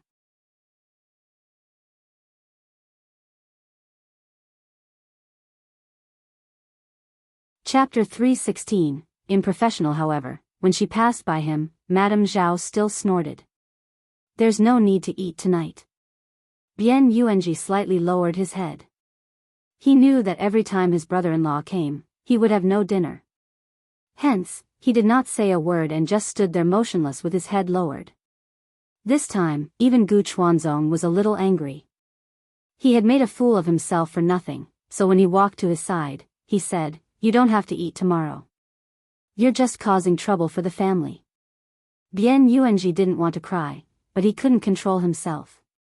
B0X. It was fine for Madame Zhao to scold him. Her mother said that she was not his biological grandmother, but his grandfather was different. Why didn't he treat him as his grandson? The onlookers gradually dispersed. Watching Bian Yuanji standing alone at the gate of the courtyard, they all let out a sigh. Actually, so what if Ding Jincheng took him away? It would be strange if Madame Hu, that shrew, treated him well. He was afraid that his life would be worse than living in the Gu family. After all, the Gu family were his relatives. Gradually, no one was left at the entrance of old Gus' house, except for Bian Yuanji. Although it was already spring, his clothes were still very thin and cold. Suddenly, a person stood in front of him. He was tall and big, as if he was blocking the wind in front of him. Bian Yuanji raised his reddened eyes and a white steamed bun appeared in front of him. He was stunned for a moment before he heard the man in front of him say, "Eat. It'll warm you up. Hold on for another day." After saying that, he stuffed the steamed bun into his arms and strode away. Bian Yuanji was stunned. The white steamed bun was even bigger and whiter than the one the man gave him yesterday. It looked delicious. He couldn't help but take a big bite. Delicious. Wiping his tears, Bian Yuanji turned around and ate the white steamed bun in big mouthfuls. Then, he wiped his mouth and smiled. That was great. A steamed bun could last him until tomorrow. These 2 days, he always met good people who gave him steamed buns to eat. Shao Qingyuan, who was standing far away, saw the relaxed smile on his face. He then turned around and left Gu village in large strides. Gu Yundong was still in the carriage. As it was a little far away, she did not see Madame Hu and Father Ding, who had arrived at Gu village from the other side to take Ding Jincheng away. It was only when Shao Qingyuan came over and told her the process that she frowned fiercely. Go and Zhu, who were standing outside the carriage, also kicked the tree trunk at the side angrily. Why did that woman come out to cause trouble? Miss, what should we do next? Why don't we trick Madame Hu out and let Ding Jincheng finish the matter before letting her go back? How can we do that? We still have to get the child's household register out. It won't be a short time. Gu Yundong also shook her head. After Madame Hu finds out about what happened today, she will definitely stay by Ding Jincheng's side all day long. We won't be able to deceive her. Then what do we do? Gu Yundong thought for a moment and tapped her fingers lightly on the windowsill. After a while, she raised her eyebrows. Got it. What is it? Go and Zhu hurriedly approached. Gu Yundong smiled. I'm a professional in acting. Madame Hu did not believe that Ding Jincheng dreamed of her cousin. Then let her see her in person. Let's go to town first and buy some things we need. This time, she couldn't use the space. The town was close, and the carriage arrived not long after.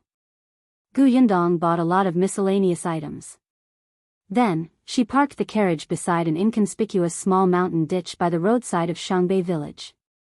Then, she asked Shao Qingyuan, Go, and Pig to get off while she fiddled with the items on the carriage for a long time.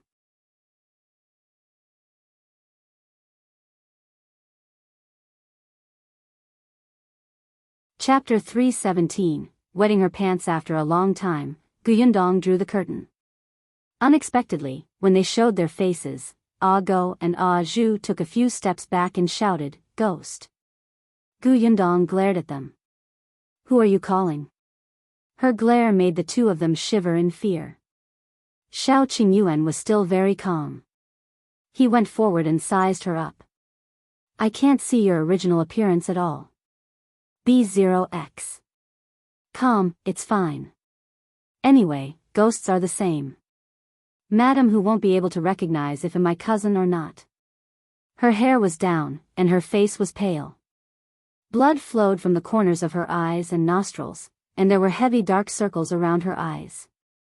Coupled with her bright red lips, anyone who saw her would be frightened to death. How could they recognize her? If Madame Hu really had the guts, Gu Yundong would admire her. Gu Yundong had already looked at himself in the mirror in the carriage and expressed his satisfaction. Only then did she look at Ah Go and Ah Zhu. The two of them slowly leaned against each other, wanting to hug each other for warmth. It was true. When Lady Gu looked at him, they felt as if their souls were about to leave their bodies. Gu Yundong glanced at them. It's your turn. Oh, our turn? What are we going to do? Gu Yundong took out a set of things from the carriage. You'll pretend to be the black and white ghosts. No, they wanted to stay away from her. Now, she looked terrifying even during the day. They even had to be by her side at night. They were so scared that they peed their pants. Gu Yundong did not care about them. She made a tall hat to increase their height and make them oppressing. Coupled with the long tongue and dark circles under their eyes, they looked good. After dressing up, the group went straight to Shangbei village. When it was dark, they got out of the carriage and went straight to the Ding family. Ah Go and Ah Zhu had adapted to Gu Yundong's attire and found it interesting. Shao Qingyuan stood in the courtyard to keep watch. Gu Yundong went to Madame Hu and Father Ding's room and stood by the bed with Ah Go and Ah Zhu, who were acting as the black and white ghosts. She reached out and patted Madame Hu's face. Madame Hu frowned and waved her hand. She turned around and continued sleeping. Gu Yundong frowned and asked Ah Go to wake her up. However, Madame Hu was sleeping like a dead pig. No matter how they shouted or patted, she couldn't wake up from the deep sleep. Ah Zhu waved his hand. Let me do it. He went up and pulled Madame Hu's hairs out, 2 at a time. Gu Yundong was speechless. What if you make her bald? Fortunately, this method worked. Madame Hu gasped in pain and rubbed her eyes.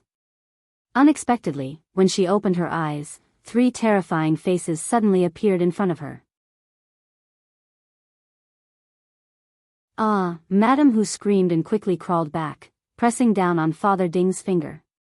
It was so painful that he suddenly woke up too. Gu Yundong shushed her. Don't scream. Madame Hu instantly felt like she was being strangled. She stared at the 3 people in front of her with wide eyes and trembling hands. Mr. Ding Tet Father Ding was so frightened that his face turned pale and he could not say a word. Gu Yundong could not help but sniffle. Why did it smell like urine? She glanced at Madame Hu and wanted to leave, but she held her breath and stayed. Mother, she called out faintly. Madame Hu shivered again. You, who are you? I don't know you. Boo-hoo, why don't you know me? Milan. I died so tragically, Milan t. Why are you looking for me? You're dead, but I didn't kill you. Boo-hoo, let me go.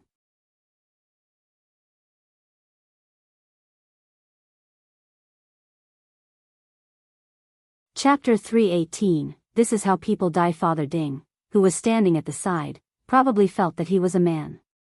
At least he mustered up a little courage and said fearfully, yes, Milan. Back then, you were the one who said that you would save your share of rations for your brother to eat. That's why you starved to death. We only said a few words to you and didn't force you. Gu Yundong was stunned. So there were such twists and turns. It was obvious what kind of state Bien Milan was in to make such a decision back then. The Ding couple had been complaining about her because she had been married for 4 years without getting pregnant and had to take another child with her on the way to escape. It was obvious how unpleasant the couple's words were. Intellectually, Gu Yundong knew that this was Bien Milan's choice. But as Bien Milan's cousin, she really wanted to strangle the 2 people in front of her. Ah Go tugged at her from behind. Gu Yundong then continued, yes, I was the one who voluntarily saved the rations for my younger brother. But what did I say before I died? I asked you to take good care of Yunji for me. You agreed. Did you send my younger brother, whom I exchanged my life for, to the old Gu family to be abused? B0X. The Ding couple was speechless. What could they say? They did agree back then, but wasn't Bien Milan going to die at that time? Could they let her die with her eyes wide open? But neither of them dared to say it now, especially when Gu Yundong's tears of blood started to flow down slowly. The king of hell said that my wish in this world had not been fulfilled. My obsession was too deep, and I could not be reincarnated. He asked me to come to the human realm to do my last thing. In the end, when I came here, I realized that you guys actually treated Yuanji like this. My poor brother, his life is so bitter. She suddenly cried. Immediately after, a bowl that Madame Hu had placed by the windowsill suddenly fell to the ground and shattered. Madame Hu and Father Ding's faces turned pale. The two of them hugged each other tightly. With a bang, a small stool at the side fell over. Bam! The closet door opened by itself. Go moved his fingers behind his back and quietly retracted the fishing lines that were tied to these things. But Madame Hu was already frightened. Mulan, we didn't do it on purpose. Boo-hoo, it was the county magistrate who made the decision. It had nothing to do with us. Gu Yundong's voice continued to sound ethereal. I don't care. He can't stay in the Gu family. He can't stay in the Gu family. He can't stay in the Gu family. Alright, alright, alright. We won't let him stay in old Gus' house. Well, bring him back tomorrow morning. Really, don't come looking for us. Gu Yundong slowly looked at her and suddenly smiled. The moment her blood-red lips parted, she was so frightening that her hair stood on end. Even Go and Zhu, who were standing beside her, had to restrain themselves with all their might to prevent their legs from moving outwards. That's what you said, he. The husband and wife nodded repeatedly. We promised to bring him out. You go. Just go. Satisfied, Gu Yundong slowly turned around. Madame Hu was about to heave a sigh of relief when she suddenly turned around and continued to smile at her. By the way, there's something I forgot to say. What's the matter? Madame Hu was trembling with fear. She only hoped that this ghost would finish speaking and leave quickly. She didn't even dare to look up at her face. It turned out that people were like this after they died.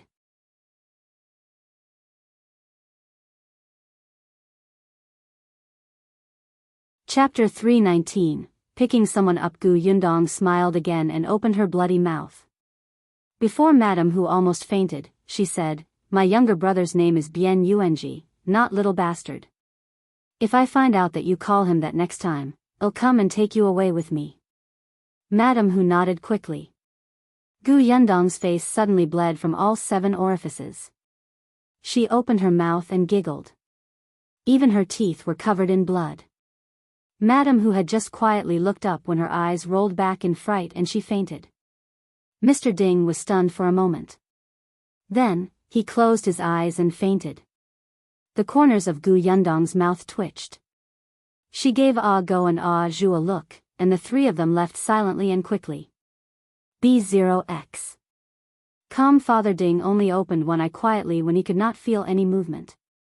There was no one in the room. The door was open, and only the wind was blowing in. He immediately went limp. His back was drenched in sweat, and he shivered violently when the wind blew.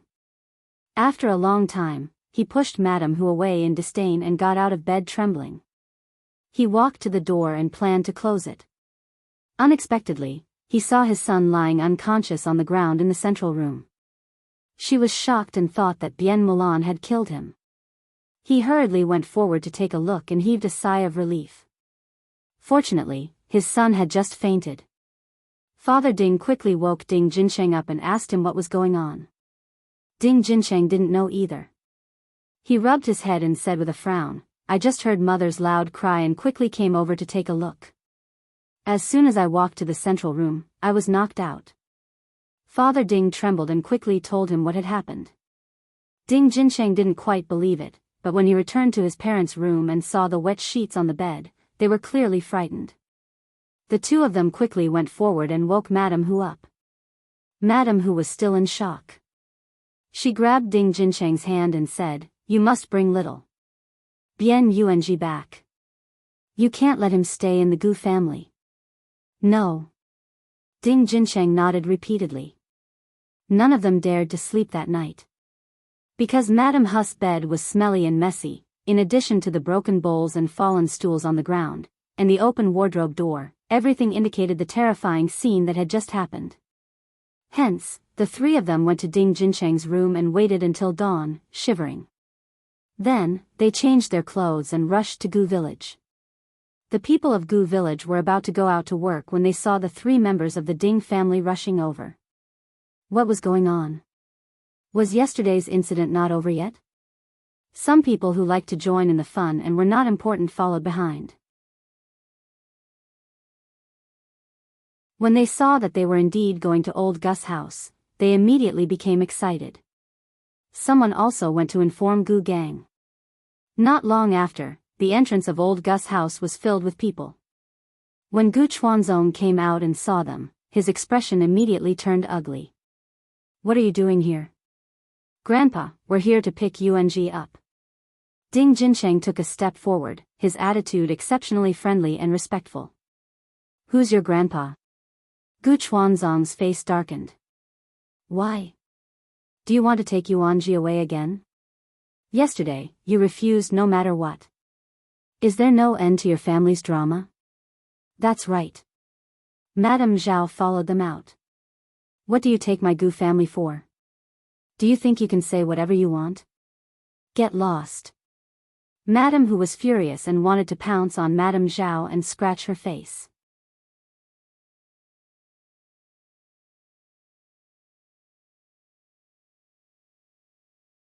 Chapter 320, 5 Taels of Silver and He's Yours. However, she could not do that.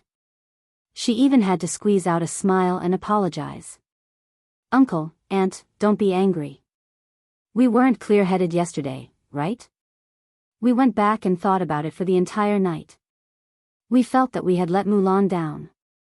Yung was entrusted to us by Mulan. We can't just leave him in the old Gu family. We feel guilty. The members of the Gu family acted as if they had heard a joke, especially Madame Jia. She leaned against the door and laughed hysterically. Sister-in-law Hu, why are you acting like this every day? I don't think you feel guilty. Yesterday, you said that you didn't want Yung. Today, you came over to ask for him again. What if you say that you don't want him tomorrow? Who can stand you making a fuss like this? That's right. Our Gu family is very busy. We don't have time to mess around with you, Gu Dai said loudly. The three members of the Ding family did not look good. They secretly despised him in their hearts. Busy? You, Gu Dai, are the laziest sloth in this village. Madame Hu suppressed the anger in her heart and said with a smile, No, no. I promise that after we take Yung away this time, we won't send him back. Who would believe you? Madame Hu was not someone who could be trusted. B0x.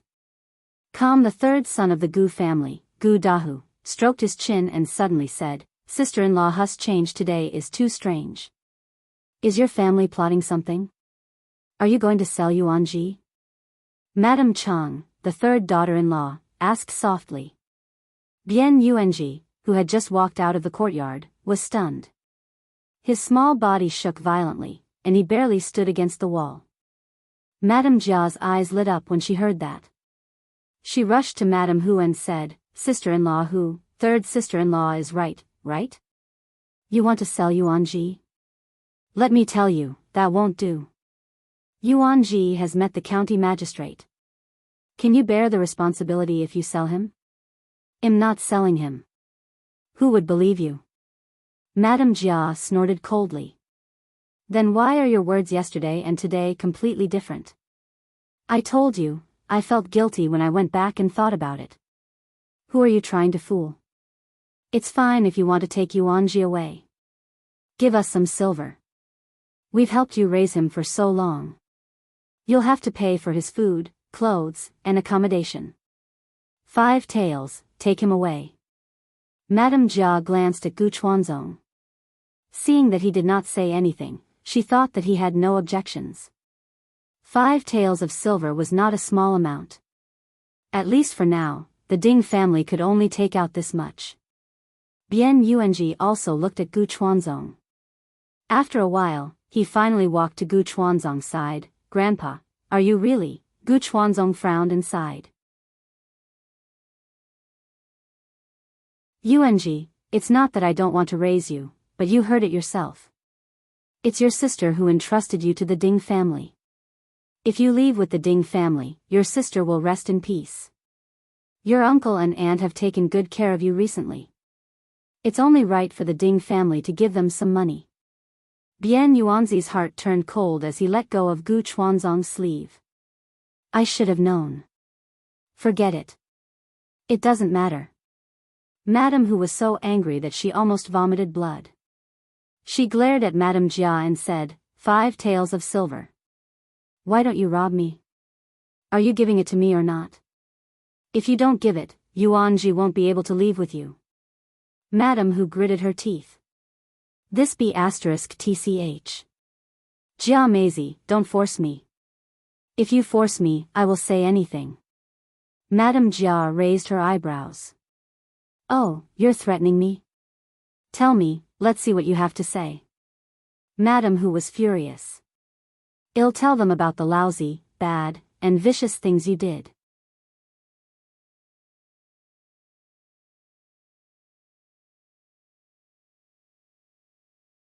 Chapter 321. How was Madame Yang injured?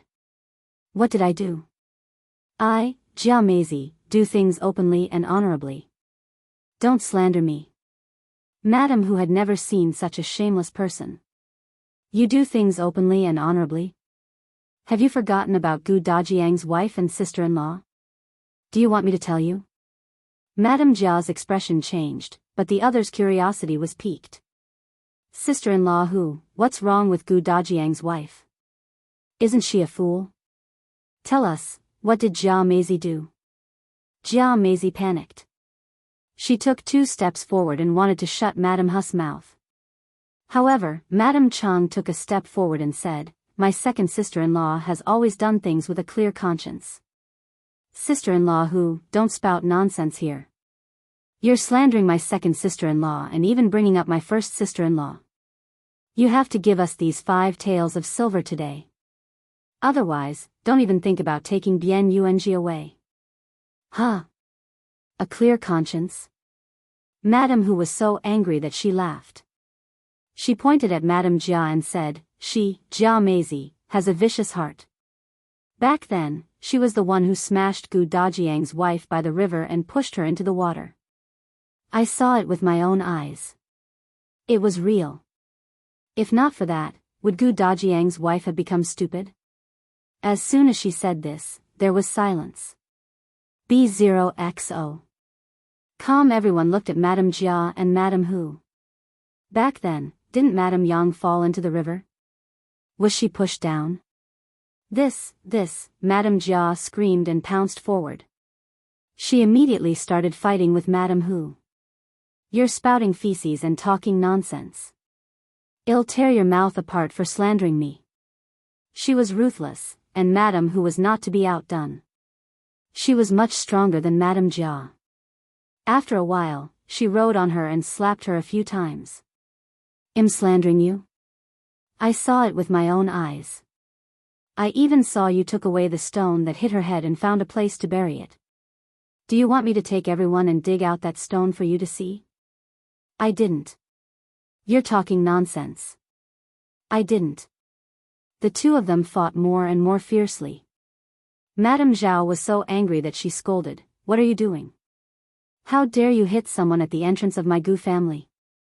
Second brother, what are you waiting for? Hurry up and pull her away. Third sister-in-law, are you stupid?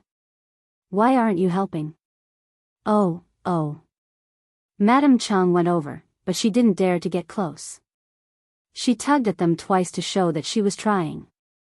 Then, she saw Madame Hu wave a hand over and fall to the ground. Gu Dahu helped her back. Gu Dai wanted to help, but Father Ding was still there. Gu Gang could not stand it anymore and shouted, enough, stop fighting. As he spoke, he pointed at the onlookers and said, all of you, go up and separate them. Only then did the people from Gu village take action. One of them pulled Madame Hu, and another pulled Madame Jia. Gu Gang snorted. Gu Dajiang's family is gone. What's the use of saying this now? Gu Chuanzong, do you want to give Bian Yuanji to the Ding family or not? If you do, you can just accept 1 tael of silver. If you don't, you can raise him yourself and give him betrothal gifts in the future. When Gu Chuanzong saw that things had come to this, he quickly nodded. Yes, yes.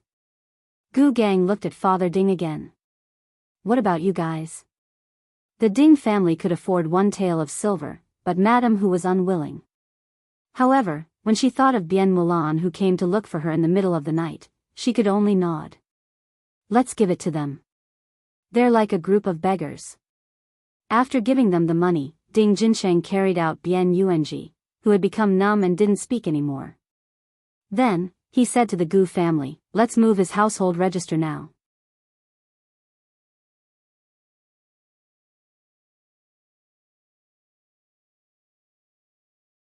Chapter 322, finally done. Why are you in such a hurry? Well, go tomorrow. Gu Chuanzong was unhappy. MDM Shen tugged at Gu Gang's sleeve and said softly, let's quickly finish this matter so that there won't be any complications. Gu Gang thought about it and agreed. Madame Hu was capricious, so he could not give her a chance to go back on her word. Hence, he glared at Gu Chuanzong and said, why tomorrow? It's still early. You can come back after you're done. As the village chief, he had to make a trip. Therefore, he walked up to Gu Chuanzong and said, give me the silver. B0XO. Calm. Gu Chuanzong was stunned. Gu Gang glared at him. Why? Don't you need to bribe to move the household register? Dr. Gu Ttttttt could only give him the silver. After giving it to him, he suddenly realized that the Ding family should pay for it. However, Gu Gang could not be bothered with him. He got someone to get an ox cart and sat on it. Dr. Gu could only get into the car unwillingly. Ding Jinsheng asked Father Ding to bring Madame Hu back to the village first. He could do this. Madame Hu wanted to follow him, worried that he would be at a disadvantage alone. However, she had just fought with Madame Jia. Her face was bruised, her clothes were torn, and her right foot was twisted. Hence, she could only remind Ding Jinsheng to be more careful. Only then did Father Ding carry her back. The 3 of them staggered out of Gu village on the ox cart. Not long after they left the village, they saw a carriage parked by the roadside. There was a young man sitting on the shaft of the carriage. They did not know him. Only Ding Jinsheng remained silent with his head lowered and Bian Yuanji in his arms. Gu Gang and Gu Chuanzong had a discussion curiously. Not long after the ox cart left, Shao Qingyuan walked over from afar. Zhu lifted the curtain and jumped up. That's enough. As long as they settle the household registration. Let's go. Gu Yundong relaxed slightly and turned to look out of the window. He instantly felt refreshed. Therefore, she didn't notice Shao Qingyuan's hesitant expression. However, before Shao Qingyuan left, he asked Go to stay behind and instructed him to do something. The carriage did not move very fast. After all, the speed of the ox cart was limited, so they could only move slowly. After entering the county city, Gu Yundong went to the inn to see Madame Yang. Madame Yang didn't see her the entire night and was a little anxious. If Shao Qingyuan hadn't come back to report, she wouldn't have been able to sleep at night. Now that she saw her, she quickly pulled her back. Dong Dong, I missed you so much. I miss you too. Have you eaten? Madame Yang nodded, and Gu Yundong accompanied her to talk while waiting for news from Ding Jinsheng. Ding Jinsheng had already entered the county office. The person in charge of household registration was the secretary, so he could be considered to know Gu Chuanzong. Now that Ding Jinsheng had come personally and explained the situation, he did not make things difficult for him. However, Ding Jinsheng didn't want to transfer Bian Yuanji to the Ding family. Instead, he wanted to give Bian Yuanji an independent house. Yuanji is the only son of the Bian family. He's going to carry on the family name. If he moves to the Ding family, what if things get messed up in the future? Gu Chuanzong pursed his lips. Things get messed up. Wasn't he just afraid that the child would take away his assets when he grew up? However, this was no longer his business. The three of them completed their household registration and walked back. However, Ding Jincheng said that he would buy clothes for Bian Yuanji instead of going with them. In the end, after Gu Gang and the other man left, Ding Jincheng led the child straight to the inn. They didn't even look at the clothing store when they passed by.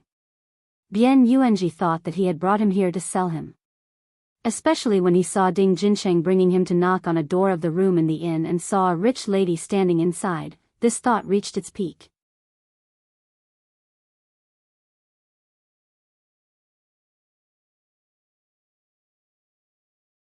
Chapter 323. Your cousin Yundong. Only Gu Yundong and Madame Yang were in the room. Shao, Qingyuan and the rest had returned to their rooms. Ding Jincheng let out a sigh of relief after bringing him over. Yundong, I've brought him over. This is his household register. I'll leave it here. After saying that, he placed the thing on the table and turned to leave. Seeing this, Bian Yuanji subconsciously took 2 steps forward. However, he soon stopped and watched the door close in front of him. It was as if all the light had been blocked outside. He stood there alone, not knowing what to do. B0XO. A gentle voice came from behind him. Are you Yuanji? Bian Yuanzi's petite body trembled slightly as he slowly turned around. He then took 2 steps back and pressed his back against the wall, watching her carefully. Naturally, he did not recognize Gu Yundong. Gu Yundong was dressed very differently from before.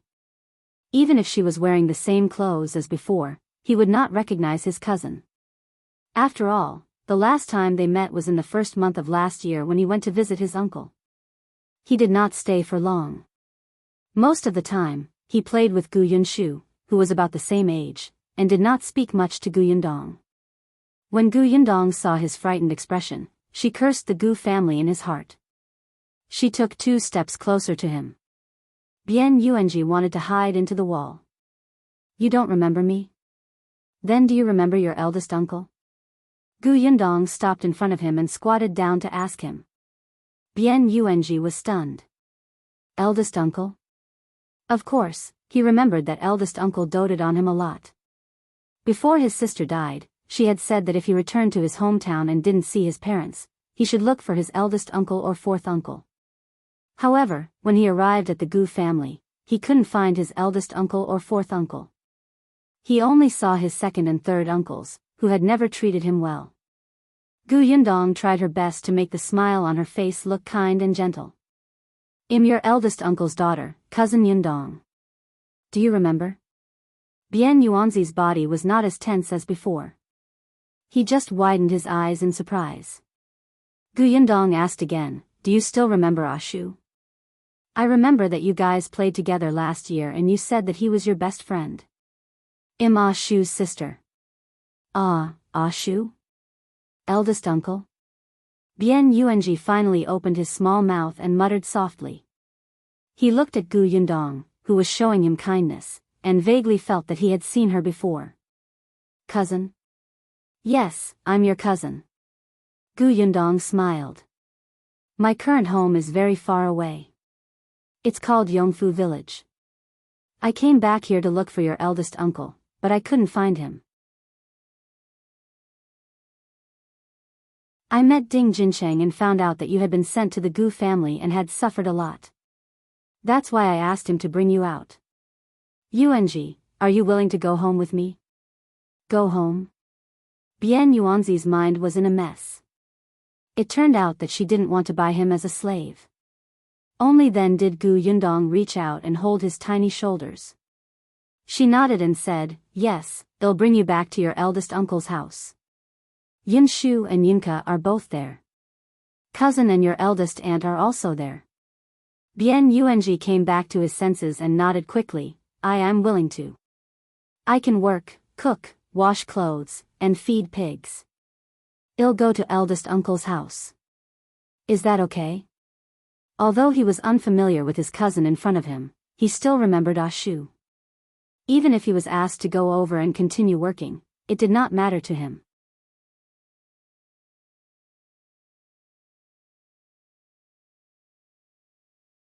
Chapter 324. It feels like a dream. Shu was over there.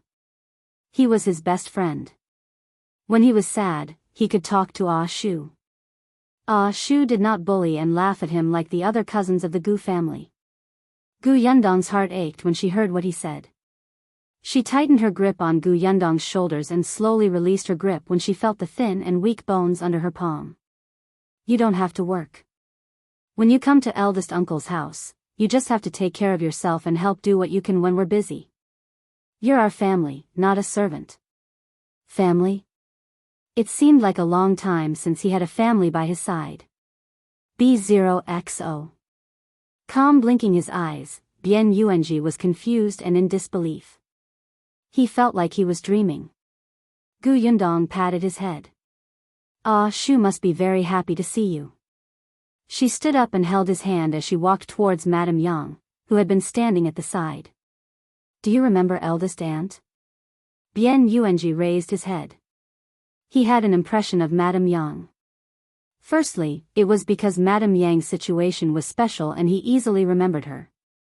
Secondly, it was because she was an adult and he had to greet the elders when he went to his uncle's house. He spoke more to her. When he entered just now, he was afraid and did not dare to look around. Only now did he notice her. Madame Yang also squatted down and hugged his small body. She patted his back gently and said with a smile, "Let's go home. I'll bring you home. Don't be afraid. Dong Dong is here. Don't be afraid." Bien Yuanji suddenly burst into tears. Perhaps it was because Madame Yang was an elder, and her smile was reassuring. Her embrace was warm, and her voice also made his uneasy emotions relax. Immediately, all his discomfort and grievances surged and he could not help but cry until he was hoarse. Madame Yang was shocked. She looked up at Gu Yundong helplessly. Gu Yundong blinked at her. Madame Yang patted Bien Yuanzi's back gently. Don't cry, don't cry. Be a good boy, don't cry. Bien Yuanji had been suffering for too long. He had been treated like livestock by his relatives in the Gu family. Now that he was in the arms of his aunt, he finally understood what it meant to have a family member. Not all blood relations could be called family. He was crying so hard that he was out of breath. Seeing that he was about to faint, Gu Yundong went forward and pulled him out of Madame Yang's arms. She wiped his face with a handkerchief. Stop crying. It's all in the past. Are you hungry? Let's eat first. You can take a shower and sleep. We'll talk after you rest, okay? Gu Yundong's temper was much better now, especially when facing children. She was especially patient. Yes, this was all thanks to Yunshu, Yunka, and Madame Yang. After all, these were 3 babies. Now, with the addition of Bien Yuanji, Gu Yundong suddenly felt that she had the potential to be a kindergarten teacher. She suddenly shivered and got up to open the cover on the table. The food had been prepared long ago, and now it was warm enough to eat. Bien Yuanji was indeed very hungry. He had only eaten a steamed bun last night. At the sight of the delicious food, he couldn't help but swallow hard. However, he was probably tortured by the Gu family for too long. He still asked carefully, "Can I really eat it?" Gu Yundong smiled at him. You didn't eat much in the past. Now, you can only eat soft porridge and some light and refreshing dishes. You can slowly eat something better later. Okay. That was good too. This seemed to be plain porridge. Even old Master Gu could not eat such porridge.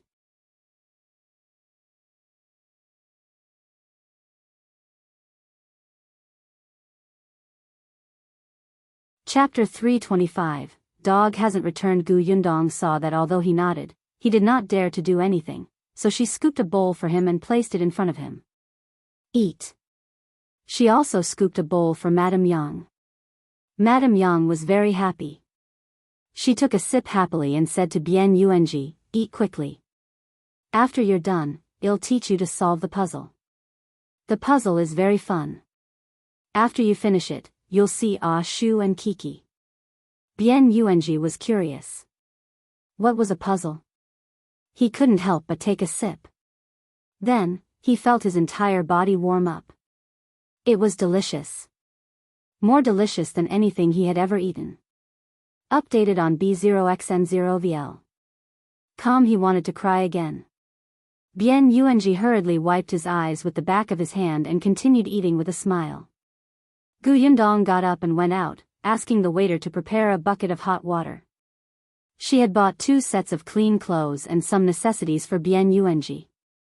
Unexpectedly, when she opened the door, she saw Shao Qingyuan standing not far away, looking at the door.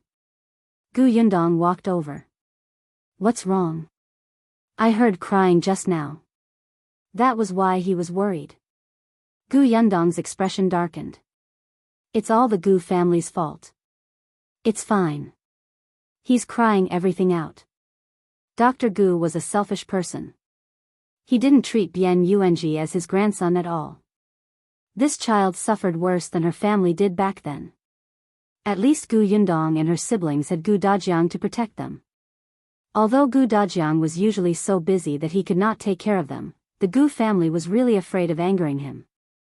But Bien Yuanji, who didn't have his parents by his side and didn't have Gu Dajiang and 4th Uncle Gu protecting him, was almost tormented to death. They wouldn't do this even to strangers, right? Although I didn't find father this time, it's a good thing to bring Yuanji back. Older Aunt Gu had a total of 3 children. The eldest, Bien Mulan, didn't make it through the escape. The second child was a son, but unfortunately, he didn't grow up. When he was 4 years old, he died because of a fever. Older Aunt Gu had been traumatized for a long time. It was only 8 years ago that she was pregnant with Bien Yuanji. He was older Aunt Gus's only bloodline. As they were talking, the waiter came over with the cold water that was to be mixed with the hot water. Only then did Gu Yundong open the door and let them in. The 2 people in the room were almost full. Bien Yuanji's stomach had shrunk due to hunger, so he was already full after eating a little bit. Although he still wanted to eat, he touched his stomach and obediently put down the spoon. It was difficult to bathe after eating. Gu Yundong showed him the new clothes and asked him to choose one. Bien Yuanji widened his eyes in astonishment as he looked at the brand new clothes.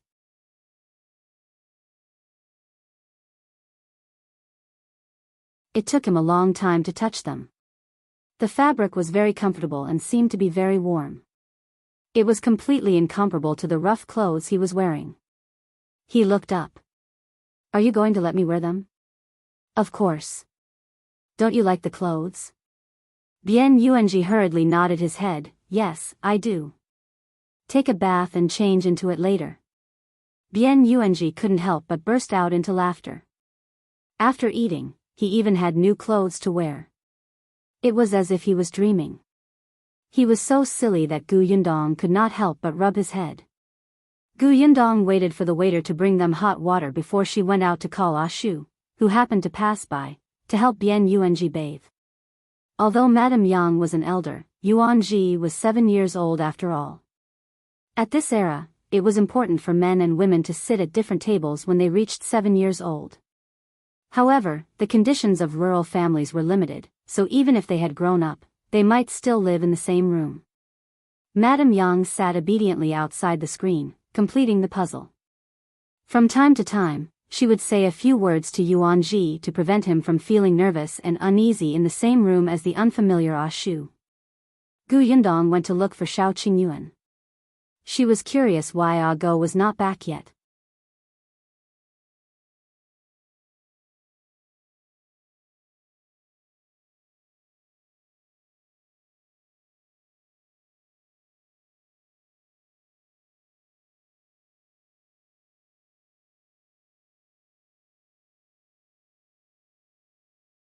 Chapter 327, How Dare You Kill Her?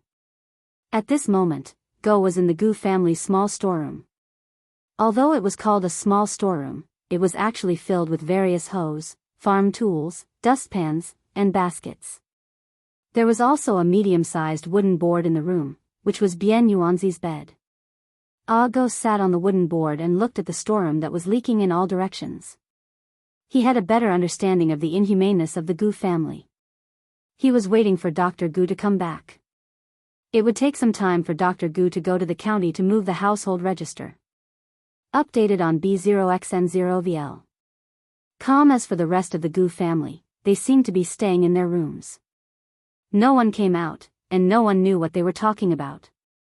It was not until Gu Chuanzong entered the courtyard with a dark expression that Madame Zhao came out to welcome him. Gu Chuanzong did not stop walking. He said to her, "Go and call everyone over." With that, he entered the room. Madame Zhao muttered, but she still went to call everybody. When Go heard the commotion outside, he quickly stood up from the wooden board and quietly crawled to the window under the main house to squat. The main house was the best place in the entire Gu family. Behind the window was a small courtyard. It had been cultivated and planted as a vegetable field. When Go came out, he also took out the wooden board from the storeroom. At this moment, he put the wooden board up and leaned against the wall, squatting down. The main room was filled with people one after another. The second and third branches, together with old Gu and Madame Zhao, filled up the not-so-big main room. Gu Chuanzong raised his head and glanced at them. His gaze finally landed on Madame Jia. Was that woman from the Ding family telling the truth? Madame Jia wanted to play dumb. "Father, what are you talking about? Are you serious? How can I believe that shrew's words? If I can't believe it, why did you go up and hit her?" Dr. Gu slammed the table. "Do you think everyone is blind? No one will believe you if you say that you're not guilty." Madame Jia immediately lowered her head and muttered softly. However, Gu Dai said, "Father, how long has it been? Why are you still bringing it up? Besides, eldest brother's entire family is dead. No one is here to settle scores now." The third son, Gu Dahu, glanced at him. He lowered his head and said softly, "You can't say that. That woman was shouting in front of the entire village. Even if eldest brother's family is no longer around, we can't pretend that what second sister-in-law did never happened. What if the villagers point fingers at us in the future? Can our Gu family's daughters get married in the future?" Madame Zhao originally did not think that it was a big deal.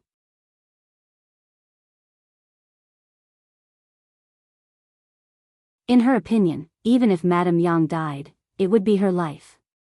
However, when she heard her third son's words, she was instantly furious.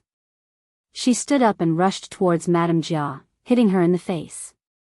"You troublemaker, how can you be so capable?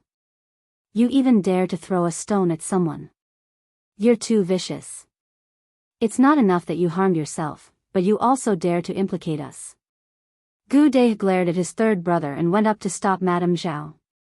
"Mother, stop. What's done is done. What do you want?"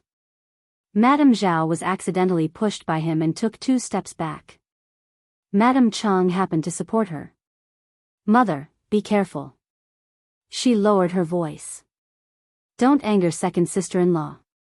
She was unhappy when Sienna was sold. When Madame Zhao heard this, she suddenly shivered. What did she mean? Could it be that Madame Jia dared to kill her?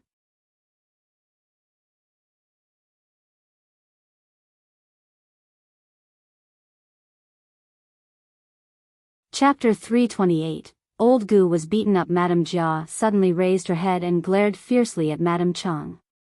Suddenly, she rushed over, grabbed Madame Chang's hair, and gave her 2 tight slaps. Madame Chang was caught off guard and fell.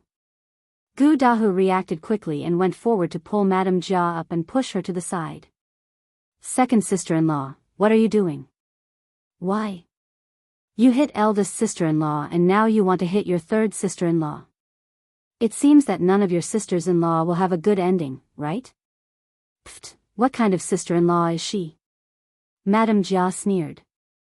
She couldn't care less and pointed at Madame Chang. "Why did I hit eldest sister-in-law? You should ask your wife properly. If she hadn't said in front of me that eldest sister-in-law secretly seduced my day, would I have gone to settle scores with her?" Updated on B0xN0VL. Calm. Madame Chang trembled in Gu Dahu's arms. She sobbed and retorted, "Second sister-in-law, don't talk nonsense." When did I say that? Eldest sister-in-law had a man. Why would she seduce second uncle? You still dare to deny it, you still dare to deny it. Madame Jia wanted to rush up and hit her again. You said that eldest uncle is not mother's biological son, and father doesn't treat him well, so eldest sister-in-law's life is the most difficult. So in order to live a good life, eldest sister-in-law wants to secretly hook up with our day. Did you say that? Is that right? Madame Chang shook her head vigorously. I didn't. I really didn't say anything. You slut, I knew that you two were bad people. When eldest uncle was around, you guys abused them. Now that they're not around, you're here to deal with us, right? When Sienna was sold, it was you, slut, who sowed discord. Alright, your daughter was saved, but you want my daughter to go out and suffer as a servant. I've long wanted to beat you to death. Gu Dahu said angrily, "Second sister-in-law, are you crazy? You're biting people everywhere. You two are not good people. Ever since you came back, you've been using Sienna as an excuse and don't do anything. Father and mother feel guilty and let you lie at home like corpses every day. Now, you've done something wrong and let the entire village know that our family has a vicious woman. How dare you blame my wife here?" As soon as Gu Dahu got involved, Gu Day naturally had to protect Madame Jia. The two families were arguing fiercely. The children on both sides were also secretly competing. The entire main house was like a market, revealing all their shortcomings. In the past, with Gu Dajiang around, the second and third sons had the same parents. Naturally, they were on the same side and didn't get along with Gu Dajiang. Now that Gu Dajiang's family was gone, only the two families lived under the same roof. However, Gu Day and his wife were lazy. When they were working, they would slack off if they could. The third branch had long lost their patience. Now that they had finally found Gu Da's fault, they naturally had to make use of it. If they could poke someone's wound, they would poke it. It was best to take the opportunity to split up the family and let the two lazy people from the second branch fend for themselves. Madame Zhao was stunned. So her two daughters-in-law had actually done so much behind her back. She looked at old Gu, who also had a sullen face. His two sons, whom he doted on the most, had actually hated each other to this extent. His head hurt from the noise. He closed his eyes for a long time before slamming the table. "Shut up, all of you." No one listened to him. The two sides were in a heated argument and even started fighting. It was not known who was careless, but one of their fists missed and knocked old Gu, who was walking over angrily, to the ground. Madame Zhao screamed, "Old man." The quarreling in the main room finally stopped.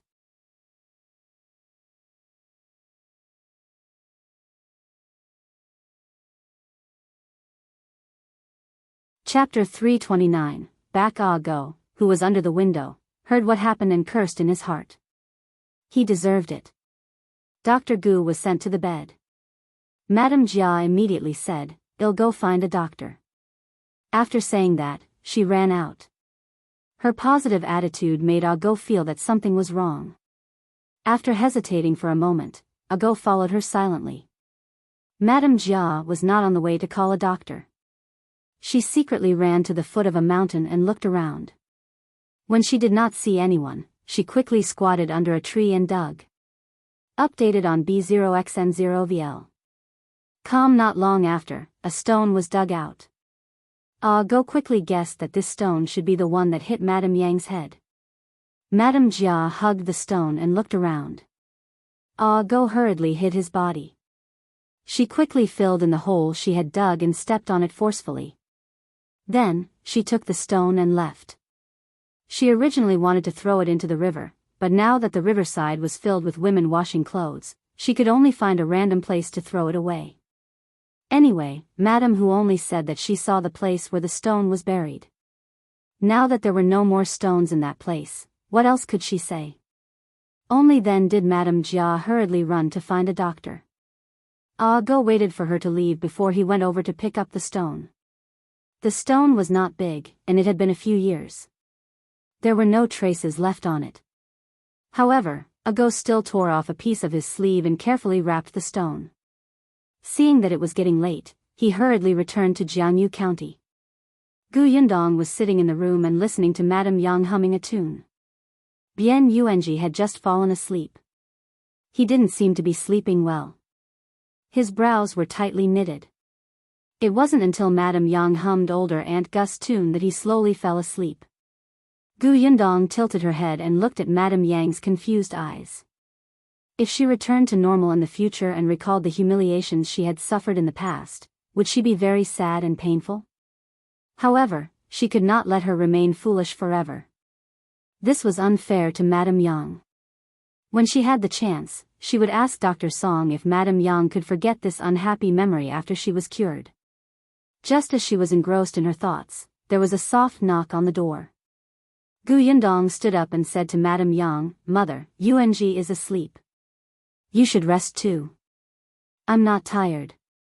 Madame Yang actually enjoyed this state. Deep down, she still wanted to take care of others. Previously, on the way to escape, she had been feeding and dressing the two children with Yunka on her back. This seemed to have become her Buddhist memory. It was just that she had been out with Yundong during this period of time and did not have Ashu and Kiki by her side to take care of.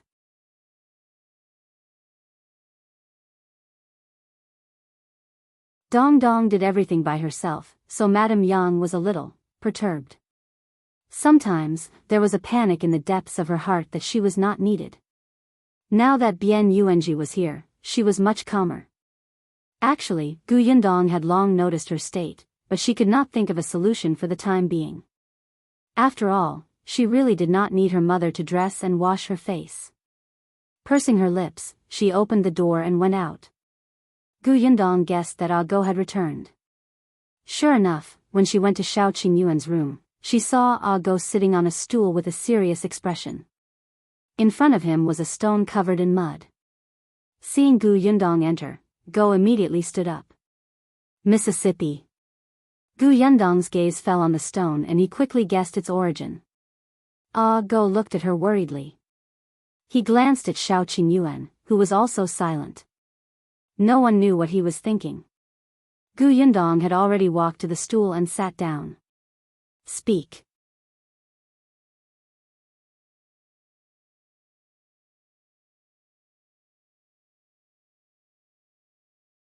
Chapter 330. Let them have a taste of blood. Go nodded and immediately repeated what he had heard under the window of old Gus' house.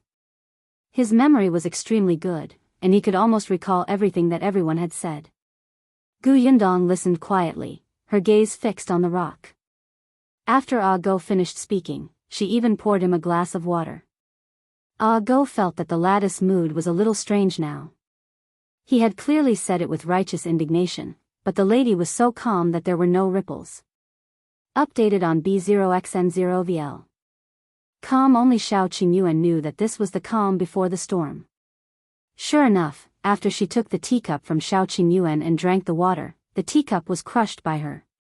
Go was speechless. Was Miss Gu that strong? He tried to exert his strength, and even the veins on his face popped out, but the teacup was still intact. Go silently put the teacup back and asked Yundong, "Miss, what should we do next?"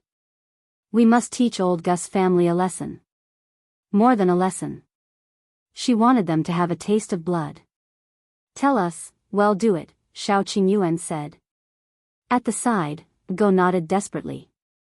Yundong thought of what old Gus family had done. Old Gu cared about his face and was selfish and hypocritical. Madame Zhao was unreasonable, ruthless, and unreasonable. The second branch was lazy, vicious, and enjoyed life. The third branch was a couple who specialized in sowing discord in the dark. Coincidentally, she could deal with them all at once. Yundong began to roll up her sleeves, eager to make a move. "How about this?" Yundong asked the others to come in and explained many things in detail. Mao and the others nodded as they listened. In the end, their eyes lit up. After Gu Yundong finished planning everything, she let Ah Mao and the rest go to bed while she prepared to return to her room. Behind her, Shao Qingyuan suddenly asked, "What about me? Aren't you busy with Gu Gang's family? Do you need me to make a plan for you?" Actually, there was no need. Shao Qingyuan knew that she wanted to deal with old Gus' family. As the patriarch, Gu Gang might cause trouble, so he just had to stir up trouble in Gu Gang's family. But... yes, he said seriously and sincerely. Gu Yundong's mouth could not help but twitch. She sat back down. Shao Qingyuan poured her a glass of water and sat up straight, looking like he was all ears. But the next moment, he saw Gu Yundong frowning as if she was thinking hard. His heart ached instantly. He immediately stood up. "Go back and rest. I can settle it." Didn't you just say, "I suddenly had an idea"? Gu Yundong was speechless. "I don't believe you. You had a flash of inspiration?" "Yes, I just thought of it." Shao Qingyuan nodded affirmatively.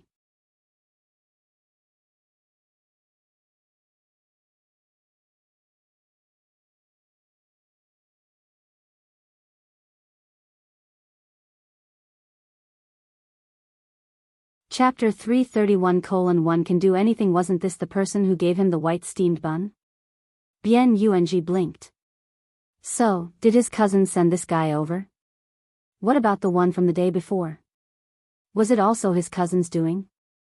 His eyes suddenly curved into crescents, and he smiled happily. Shao Qingyuan noticed his gaze and couldn't help but look at him. Updated on B0xN0VL.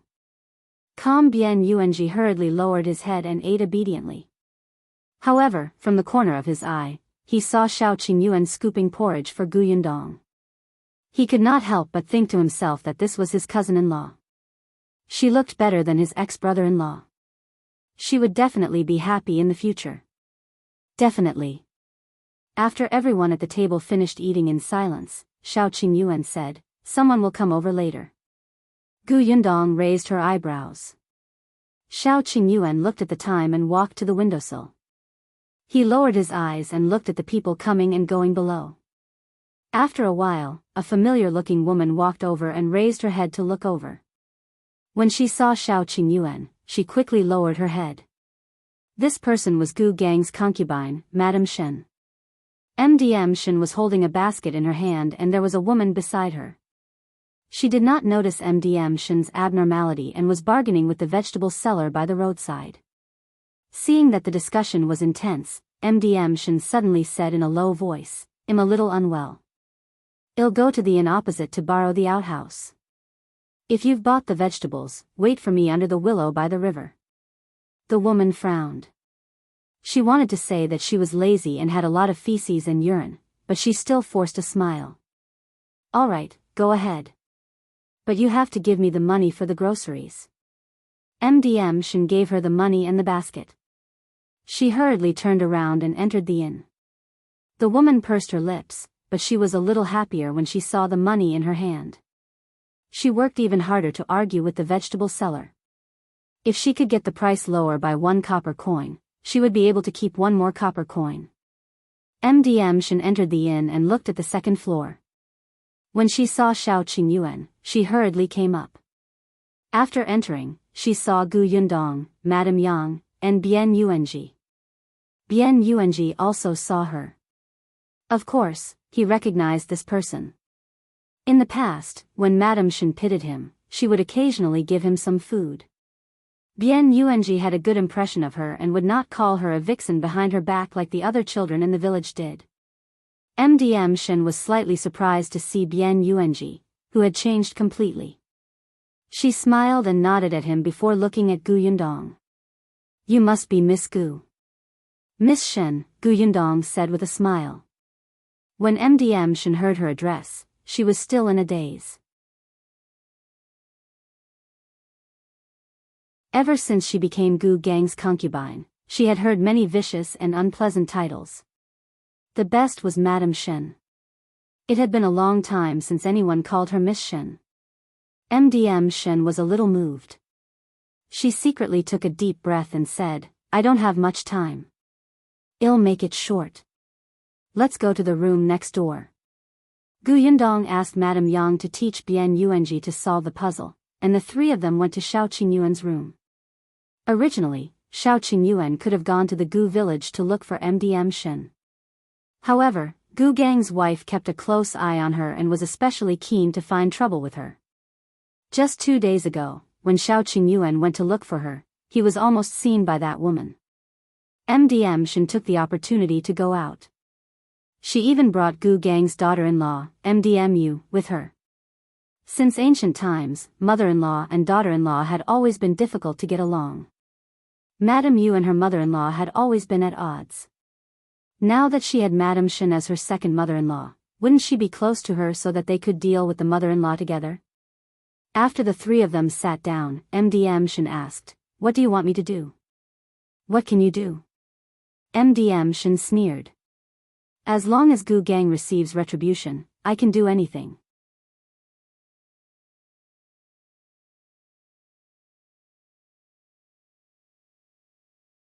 Chapter 332, Shen's hatred. MDM Shen was indeed saved by Gu Gang's grandson, Gu Wanbao.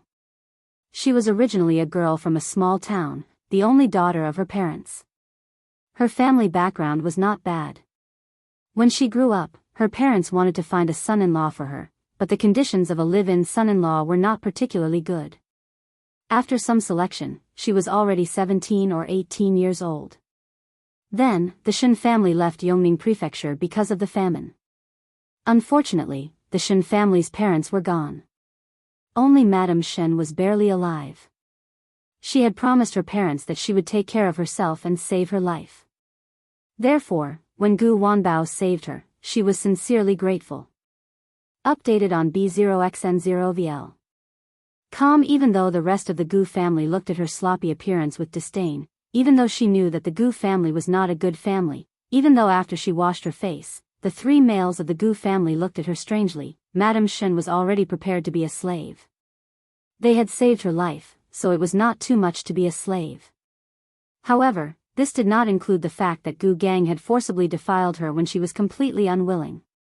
The pain from that day was still unforgettable and heart-wrenching. There were no good people in old Gus' family. None of them were innocent. This included Gu Wanbao and Madame Yu, who had sent her to Gu Gang's bed. She was the woman who had been bargaining with the vegetable seller. Madame Yu was Gu Wanbao's mother, so she didn't like Madame Shen. Not only did Madame Shen have no one to rely on, but even her man had to peek at this woman from time to time. Coupled with the fact that Gu Wanbao was liking her more and more, Madame Yu was a little anxious. Perhaps because she had been the village chief's daughter-in-law for a long time and felt that her family was superior to others, Gu Wanbao had to marry a girl from the county. Therefore, Madame Yu found an opportunity and secretly sent Madame Shen to her father-in-law's bed. This way, Gu Wanbao would not marry this woman, her own man would not dare to look at this woman, and she would be able to disgust her annoying mother-in-law. Everyone would be happy. Only Madame Shen was almost sent to hell. Gu Wanbao, on the other hand, was dissatisfied and wanted to make a fuss. After being threatened and tempted by Gu Gang, he stopped. However, MDM Shen knew that the way Gu Wanbao looked at her was even more unscrupulous and dirty than before, as if she was just an unpresentable thing. Sometimes, she even thought of buying a bag of arsenic and poisoning everyone in old Gus' family to death. However, she had promised her parents that she would live well. Hence, she was waiting for an opportunity. Now, this opportunity had arrived. Madame Shen looked at Shao Qingyuan and Gu Yundong with a hint of madness in her eyes. I just want to keep my life. I'll do whatever you want me to do. Then let Gu Gang and Gu Wanbao fight, Shao Qingyuan said. MDM Shen was stunned. Let Gu Gang and Gu Wanbao go against each other? Gu Wanbao was actually a coward. When facing Gu Gang, he could only retreat. If they were to fight, he would have to be forced into a corner. Shao Qingyuan said, although Gu Wanbao is timid, he grew up under Gu Gang's dominance. There are some things that he doesn't dare to say. Didn't Gu Gang find a marriage for him? Let Gu Gang ruin this marriage. Gu Wanbao, before he could finish, he was interrupted by MDM Shen. There's no need to say anything else. I have an idea. Shao Qingyuan and Gu Yundong looked at each other.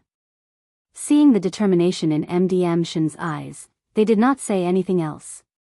If you need help, you can look for Ah Shu and the others. You've seen them before. Alright, they'll go back first. MDM Shen stood up and turned to leave the inn. Gu Yundong looked at her back and frowned slightly. Why do I feel that her thoughts are a little dangerous? Shao Qingyuan had this feeling in his heart too.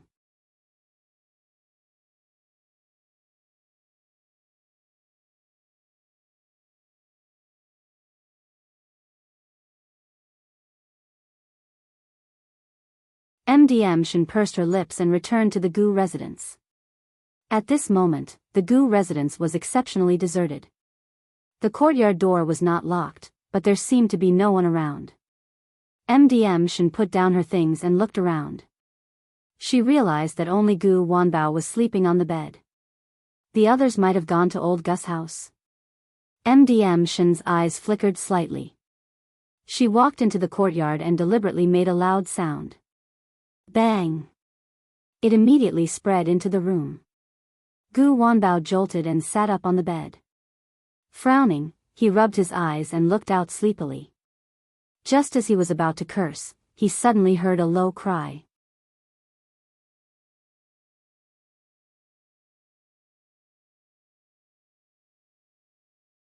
Chapter 334, You're My Darling. Gu Wanbao was stunned. He immediately got off the bed and looked in the direction of the voice. He saw MDM Shen sitting in the central room with her head lowered, wiping her tears. That low sobbing voice was actually indescribably melodious and pleasing to the ear. Gu Wanbao could not help but feel an itch in his heart. He looked around and saw that there was no one around, so he quietly approached her. Why are you crying? MDM Shen seemed to be shocked. She suddenly looked up with tears in the corners of her eyes. Why are you home? She quickly wiped her tears and turned her back to him. I just came back from work and I'm tired. I'm resting in my room. In fact, he had been fooling around outside for the entire night and had only returned in the morning. After all, he was going to get married soon. At that time, it would be inconvenient for him to do anything with a wife at home. Of course, he had to go out and have a good time before he got married. He asked again, Why are you crying? MDM Shen shook her head. It has nothing to do with you. How so? We're family now. Tell me quickly, who bullied you? MDM Shen sneered. What family? Who's your family? You're getting married soon. When the time comes, your family will be another woman. What am I? As she spoke, she started crying again. She was even sadder than before. Gu Wanbao was stunned for a moment. He carefully thought about what she meant and his eyes lit up. He smiled casually. You can't bear to leave me? MDM Shen did not speak and only lowered her head to hide her tears. Wasn't her silence a tacit agreement? Gu Wanbao's vanity was greatly satisfied. He leaned forward. Tell me, did you miss me? MDM Shen seemed to be annoyed by his interrogation. She suddenly turned around and pushed him. So what if I did? You're going to marry someone else. I'm already your grandmother. Gu Wanbao laughed. What grandmother? Is there a grandma as young as you? You're my darling.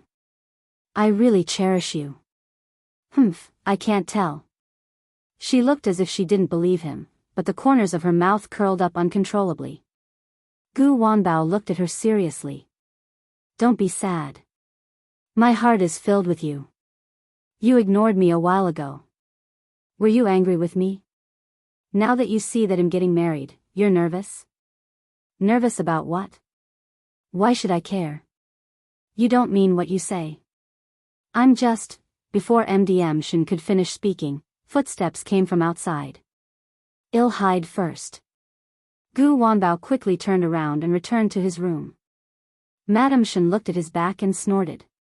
The next moment, Gu Gang's wife, Madame Wang, strode in. When she saw Madame Shen, she scolded her, "How long have you been here? Don't you have to work? If everyone is waiting for you to cook, won't we starve to death?" Gu Wanbao walked out with sleepy eyes.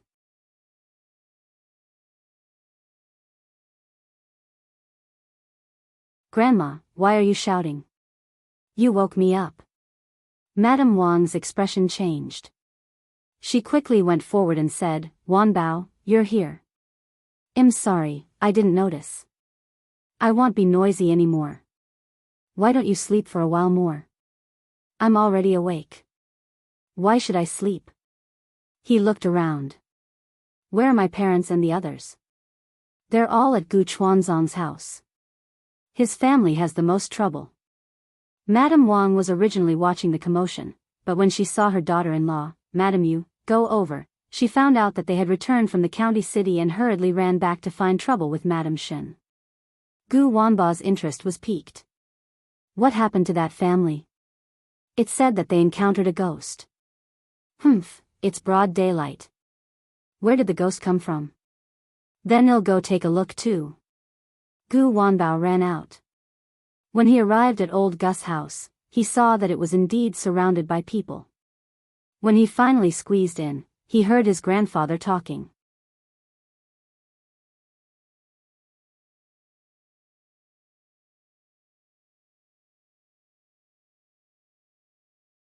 Chapter 335, Scared to Death, Why Doesn't Your Family Ever Stop? Previously, Bian Yuanji attracted a county magistrate. 2 days ago, the Ding family's wife came to cause trouble. Today, you said that your wife encountered a ghost. Can't you live a good life? Gu Gang was very impatient. He lectured Gu Chuanzong like a grandson. Gu Wanbao listened with great interest outside. However, he was curious about what Gu Da's wife looked like after she encountered a ghost. Hence, he quietly blended into the crowd and walked towards Gu Da's room. There were a lot of people surrounding Gu Da's room and they couldn't be chased away. Everyone wanted to hear what the doctor had to say. The old doctor only took her pulse slightly and said, "She's fine. She was just shocked. She just needs to rest well." "But doctor, there's a big bump on the back of my wife's head. How can she be fine?" Upted on B Omicron X0 VL. C Omicron M. The old doctor glanced at Gu Day. "You said it's a big bump yourself. It will disappear after a while. What's the hurry?" Gu Day wanted to say something, but the old doctor had already left impatiently. As soon as he left, the others immediately asked, "Da's wife, what happened? Did you see anyone smash your head? Did you really encounter a ghost?" Jia Meizi, who had already woken up, could not help but shiver. She did not know who hit her on the head, but she knew that she was not by the river when she fainted. When she was at the foot of the mountain, she felt a pain in her head and fainted. However, the women who had saved her just now said that when they saw her, she was standing by the river upstream. They called her a few times, but she did not respond. Instead, she fell straight into the river. And there was no one beside her. She looked as if she had been possessed by a ghost. Without needing anyone to remind her, Jia Meizi almost immediately thought of Madame Yang. Wasn't it exactly the same when she pushed Madame Yang into the river? But the problem was that when she pushed Madame Yang, she happened to be at the corner of the river. At that time, a big rock blocked her figure. Therefore, no one could see if Madame Yang had fallen accidentally or been pushed down. However, no one had expected someone to be so vicious as to kill someone. Therefore, when Gu Dajiang asked, the women by the river said that she had slipped and fallen into the river and hit her head. As it happened, Madame Yang had become stupid, so she naturally could not defend herself. However, Madame Jia was different. There were no obstacles around the place where she fell into the water. Everyone could clearly see that she was standing alone by the river with her body leaning forward. At that time, a woman called out to her. Then, she fell. Jia Meizi was still afraid when she thought about it.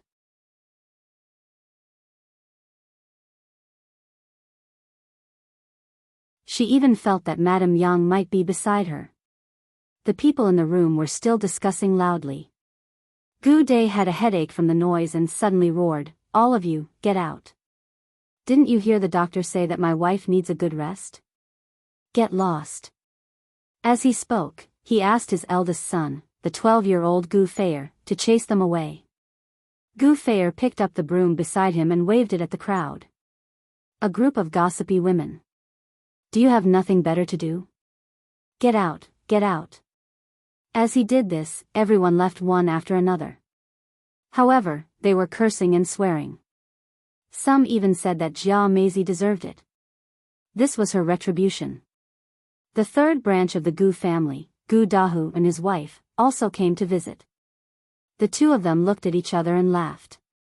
Now, the two branches had completely fallen out with each other and did not even greet each other. Seeing Jia Meizi encounter such a thing, the two of them were indescribably happy. Unexpectedly, just as they were about to return to their room, they suddenly heard two voices discussing from the corner of the wall. You're tuning into the Romantic Tales YouTube channel. Don't forget to subscribe and join us on this journey to catch the most captivating stories.